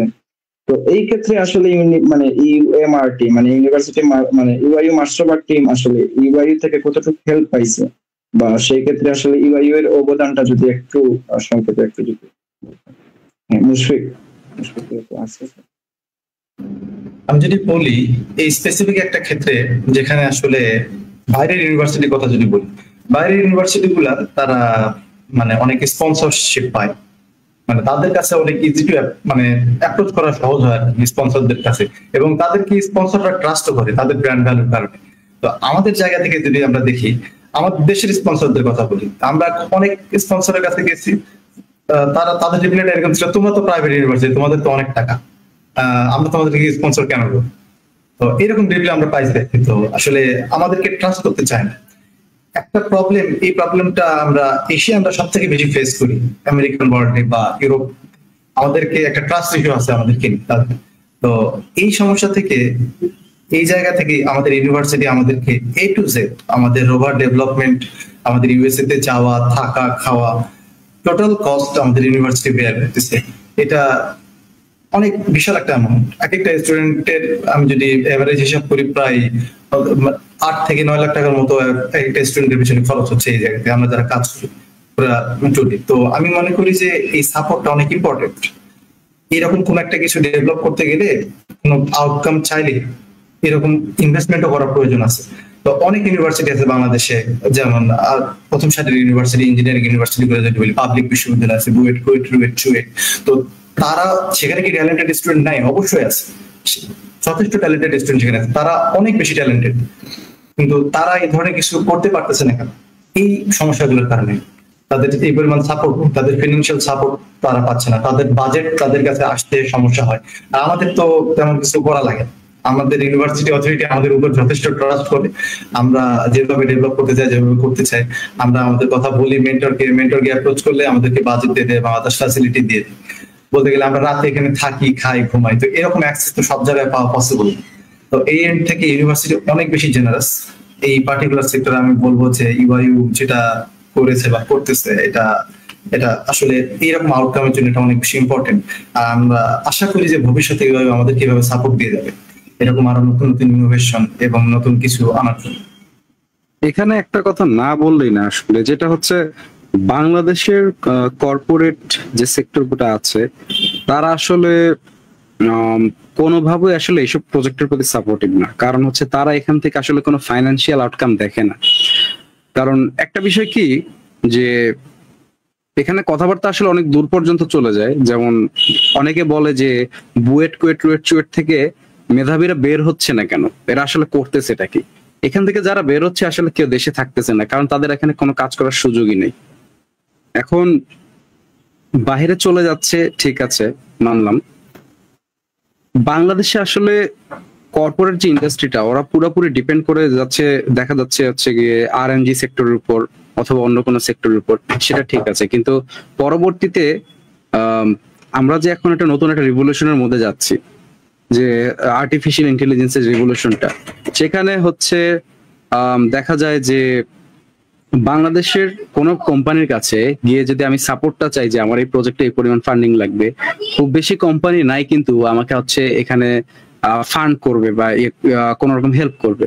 এখন ধীরে ধীরে দেখা যাচ্ছে যে ইমেজটা একটু চেঞ্জ হচ্ছে, যে যেটা আমরা হচ্ছে ব্র্যাক ইউনিভার্সিটির মঙ্গলতরীর কাছ থেকে দেখতে পারবো যে তাদের এখন ফান্ডিং করতেছে হচ্ছে কি এমজিআই বা মেঘনা গ্রুপ অফ ইন্ডাস্ট্রিজ, এরকম হচ্ছে বড় কর্পোরেটদের কাছ থেকে হেল্প পাচ্ছে। ইমেজটা যেহেতু চেঞ্জ হচ্ছে, তাহলে আমরা আশা করবো আসলে ফিউচারেও বড় বড় কর্পোরেট গুলো আসলে এরকম আমাদের যেসব স্টার্ট আপ আছে এবং ফ্ল্যাগশিপ প্রজেক্ট গুলো আছে সেগুলোতে তারা ইনভেস্ট করা শুরু করবে, যাতে করে এই সেক্টরটা নিয়ে আসলে বাংলাদেশকে আমরা হচ্ছে অন্য একটা লেভেলে নিয়ে যেতে পারি। তো আসলে এই সাপোর্টটাও দরকার, যে আমাদের দেশকে রিপ্রেজেন্ট করতেছে, তো আমাদের মানে এই দিকটা চিন্তা ভাবনা করা উচিত যে শুধুমাত্র ফিনান্সিয়াল যে লাভটা সেই দিকে না তাকিয়ে আলটিমেটলি দেখা উচিত যে এটার আসলে লং টার্মে আমার কি আসতেছে, বা এই যে একটা রিসার্চ করা বা একটা প্রজেক্ট করা, এটাতে লং টার্মের যে আউটপুটটা সেই আউটপুটের দিকে খেয়াল করা উচিত। সবসময় যে আমার ফাইন্যান্সিয়াল যে ইয়েটা আছে সেই দিকে বিবেচনা করে আমার কোনো জায়গায় সাপোর্ট দেওয়া দরকার, এই জিনিসটা আসলে ভুল, এবং এই ধারণাটা আসলে আমাদের বাংলাদেশে খুব বেশি হয়ে জিনিসটা আসলে দূর করতে হবে। তো আমি যদি এখন সাইমার কাছে যাই, যে আমার দেখা যায় যে রোবোটিক্স বা এই ধরনের ফিল্ড গুলোতে মেয়েদের আসলে অংশগ্রহণের রেশিওটা একটু হলেও কম, এবং তার পাশাপাশি অনেকের দেখা যায় ফ্যামিলি থেকে খুব একটা সাপোর্ট পায় না মেয়েদের ক্ষেত্রে যদি বলি। তো সেই ক্ষেত্রে তুমি ফ্যামিলি থেকে কতটুকু সাপোর্ট পাইছো, বা মেয়েদের যে এই যে রোবোটিক্স এর দিকে আসা, বা তারপর সিয়াম বললো যে এই 2025-এর একজন মেয়ে মেকানিক্যাল টিমেও কাজ করতেছে, তো এই যে মেয়েরা আস্তে আস্তে এই জিনিসগুলোতে সচেতন হচ্ছে, তার পাশাপাশি কাজ করতেছে, এই ক্ষেত্রে তোমার যদি কোনো সে থাকে সেক্ষেত্রে যদি একটু একটু। আচ্ছা, তো আমি ফার্স্ট যদি বলি যে আমি তো কাজ শুরু করলাম 2023 থেকে। তুমি জিজ্ঞেস করলো যে ফ্যামিলি আসলে সাপোর্ট করতেছে কিনা, তো শুরুর দিকে তারা আসলে এখানে রাজি তেমন একটা ছিল না। যে আমার বাসা যেহেতু অনেক বেশি দূরে, তো এটা হচ্ছে আমার মেইন রিজন ছিল যে আমার আসা যাওয়ার, আমার অলমোস্ট বাসা অনেক দূরে ক্যাম্পাস থেকে। তো আমার ক্লাস করার পরে এক্সট্রা টাইম হচ্ছে ল্যাবে দেওয়ার পরে হচ্ছে সেখান থেকে ব্যাক করে বাসায় আসা অলমোস্ট তোমার 9টা 10টা বা তার চেয়ে একটু বেশিও লাগে অনেক সময়। তো এই দিক থেকে পড়াশোনারও একটা ঝামেলা যায়, তো এই জন্য ফ্যামিলি আসলে মানে না যে তোমাকে এক্সট্রা করে কাজ করতে দিবে। তো প্রথম কয়েক মাস আসলে এই নিয়ে ঝামেলা হয়েছিল, বাট তারপরে হচ্ছে আব্বু আম্মু বাসা থেকে এই জিনিসটার প্রতি আমাকে অনেক বেশি পুশ করছে। যেমন আমি বলবো 2024 থেকে এই সময়টা পর্যন্ত তারা আমাকে অনেক হেল্প করছে যে কাজটা করার জন্য। আর আমাদের তো অলমোস্ট তোমার 7 দিনই যাওয়া লাগে ক্যাম্পাসে, মানে ছেলেদের তো রাতে থাকার এক্সেসটা থাকে, তো মেয়েদের আর ওই এক্সেসটা থাকে না। তো আমাদের ওই একটা নির্দিষ্ট টাইম পর্যন্ত, ধরো মাঝে মাঝে এমন হয় যে কম্পিটিশনের আগের সময়টা আমি রাত 8টা পর্যন্ত ক্যাম্পাসে আসি, তারপরে হচ্ছে আমার বাসায় আসা লাগতেছে। তো এই জিনিসটা নিয়ে সেফটির একটা ব্যাপার থাকে, এটা নিয়ে অ্যাকচুয়ালি সব প্যারেন্টসরাই কনসার্ন, এটা তাদেরকে দোষ দেওয়া যায় না। কিন্তু আসলে কিছু কিছু দিক থেকে যদি তারা আমাদেরকে মানে মেয়েদেরকেও যদি সাপোর্ট করে, তাহলে মেয়েরাও এখানে ভালো মতো কাজ করতে পারবে।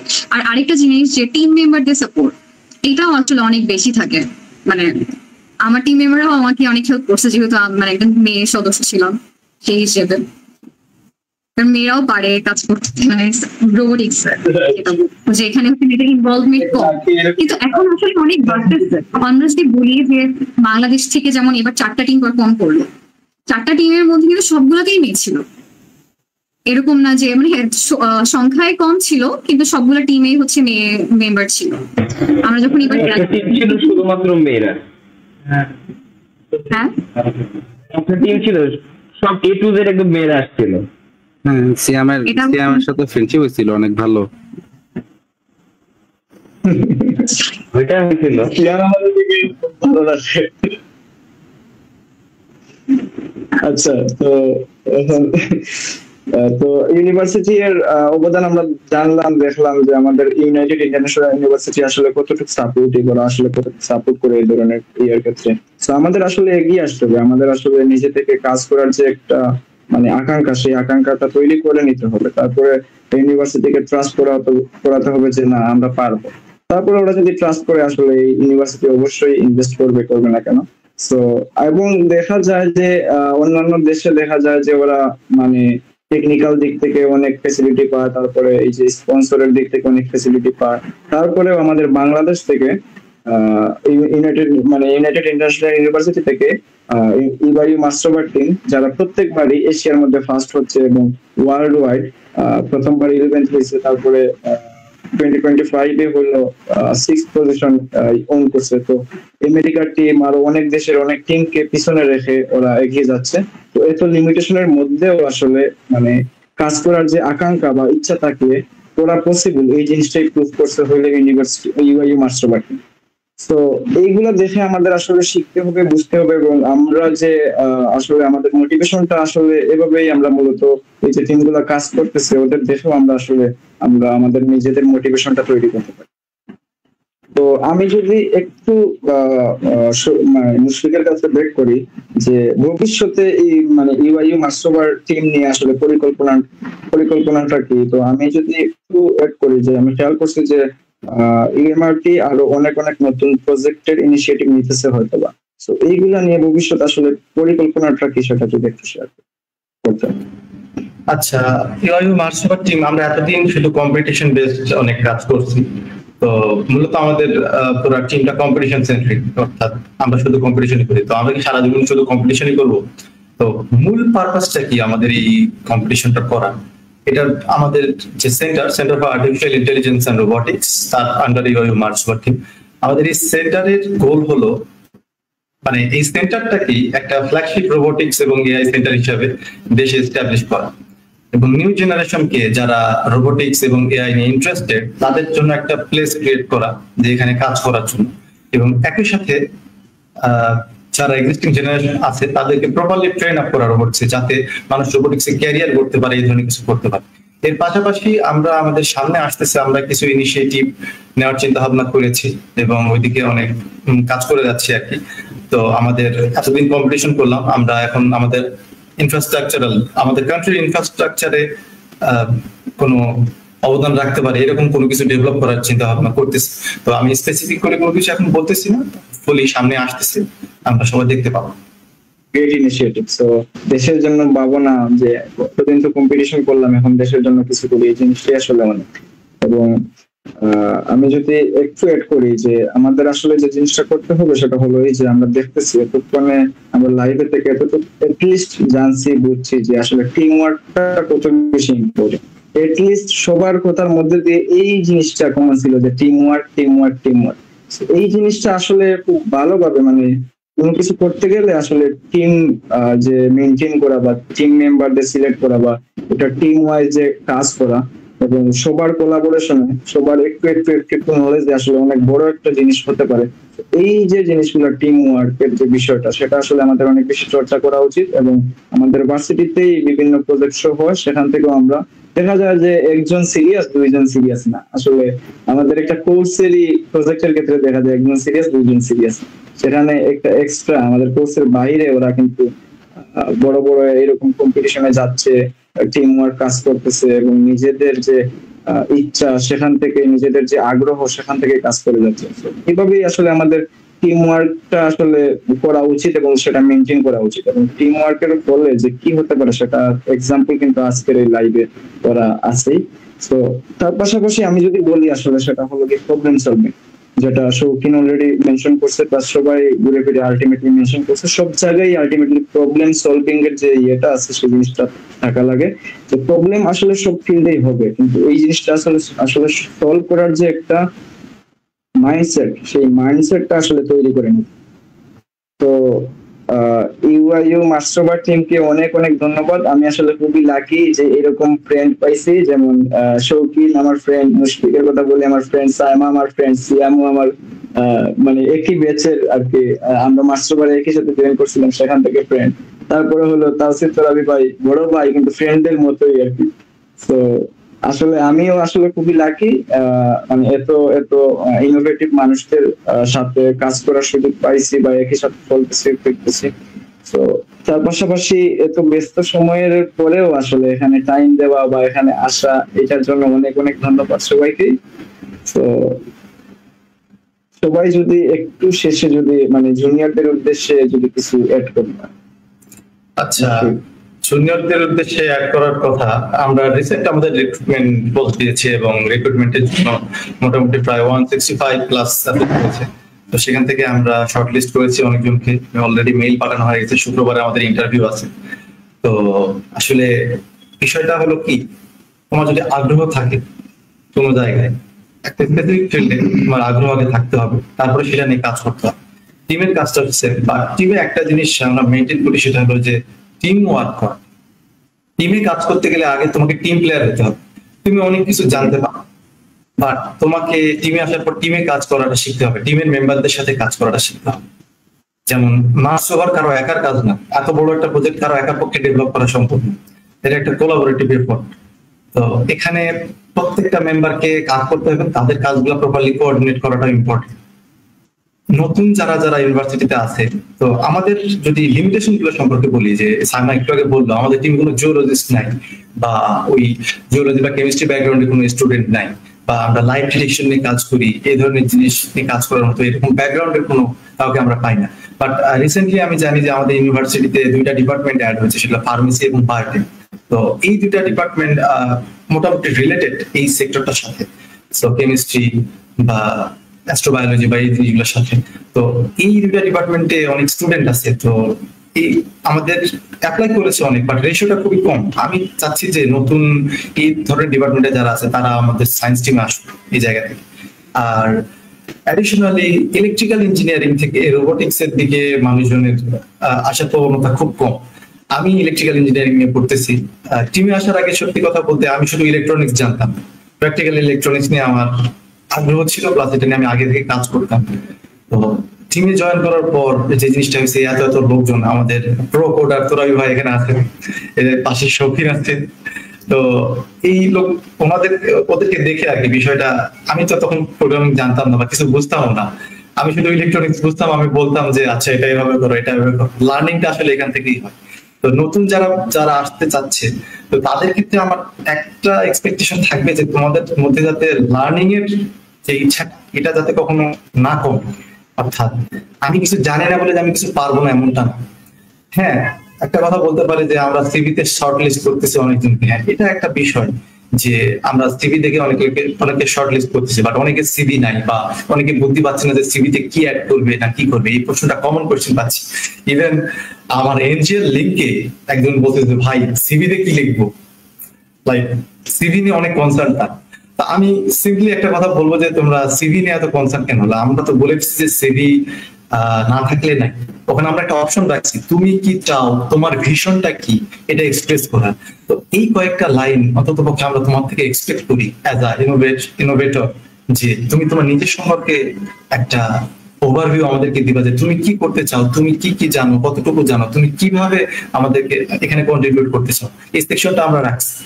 সো এখানে জাস্ট তোমার নিজের সম্পর্কে একটু এক্সপ্লেন করো। আমরা চেষ্টা করবো তোমাদের মধ্যে থেকে, আমরা তো সবাইকে নিতে পারবো না, এতজনকে ট্রেন আপ করা আমাদের পক্ষে পসিবল না। তো প্রথম রিক্রুটমেন্টে নিব, পরের রিক্রুটমেন্টে নিব।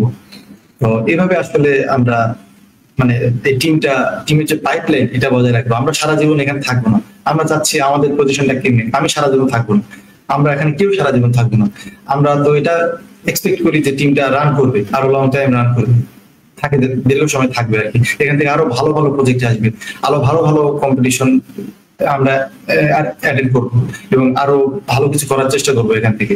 তো জুনিয়রদের অংশগ্রহণটা অনেক বেশি ইম্পর্টেন্ট, এবং আমি চাচ্ছি তোমরা আরো কিউরিয়াস রোবোটিক্স নিয়ে, তোমার যদি একটু প্যাশন থাকে তুমি আরো বেশি কিউরিয়াস হও, যে আরো কিছু জানার চেষ্টা করো, প্রশ্ন করো, ঘন প্রশ্ন করো, যা যা মনে আছে তা নিয়ে প্রশ্ন করো।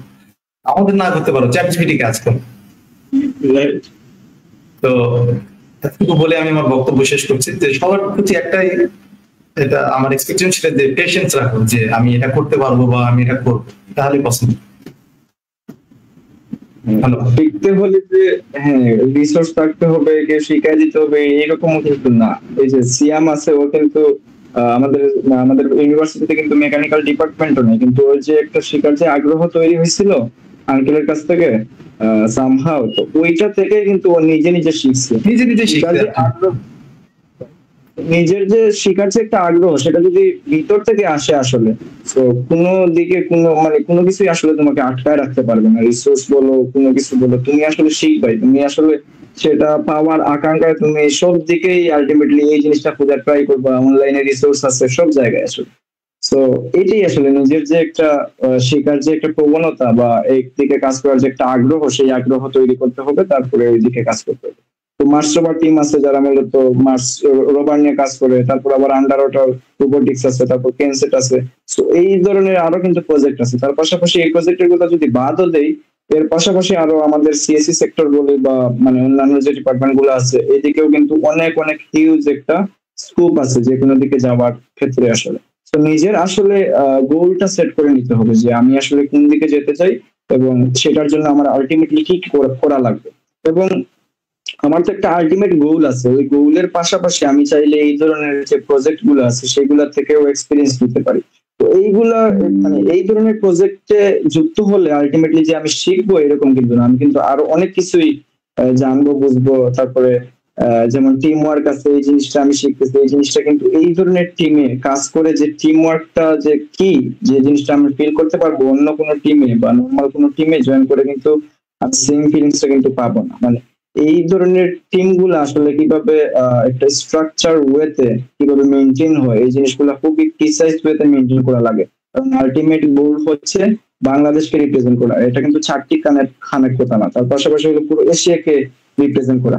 এটা সাপোজ 4বার এশিয়ার মধ্যে বেস্ট টিম ইউআইইউ মাস্টারবার টিম, এবং এটা আসলে নিজের যদি ওই টিম গুলোতে জয়েন করি তখন আসলে নিজের ভিতর থেকেই আসলে একটা দায়বদ্ধতা চলে আসে যে 4বার এশিয়ার মধ্যে ফার্স্ট। তো আমাদের মানে 5 নম্বর বারও কিন্তু ফার্স্ট হতে হবে। তো ওই অনুযায়ী আমার কাজ করতে হবে। তো আসলেই মানে মানে পড়ালেখার পাশাপাশি এই ধরনের অ্যাক্টিভিটিস গুলোতে একটু হলেও মানে নিজেকে সময় দেওয়া উচিত, সময় বের করা উচিত আসলে। আচ্ছা, আমি কিছু অ্যাড করতে চাই। সেটা হচ্ছে যে আমি সিএসসি জুনিয়রদের বলবো যে সিএসসি একটা আসলে ভাস্ট একটা ডিপার্টমেন্ট। যে আমি যদি বলতে চাই যে cyber security, AI, machine learning, software development সবগুলো একটা ওশেনের মতো। সো যেহেতু রোবোটিক্স এটার সাথে একটু ইন্টিগ্রেটেড, যে আমার প্রোগ্রামিং পার্টটাও এখানে লাগে। সো আমি বলবো যে যে কোনো মানে আগে প্ল্যানিং করতে হবে। প্ল্যানিংটা অনেক বেশি ইম্পর্টেন্ট। যে আমি প্ল্যান করলাম আমি আমার সিজি ভালো রাখবো, অথবা আমার সিজি মোটামুটি থাকলেও হবে, বাট আমি কোনো রিসার্চ প্রজেক্ট অথবা কোনো কম্পিটিশন এগুলোর সাথে যুক্ত হব।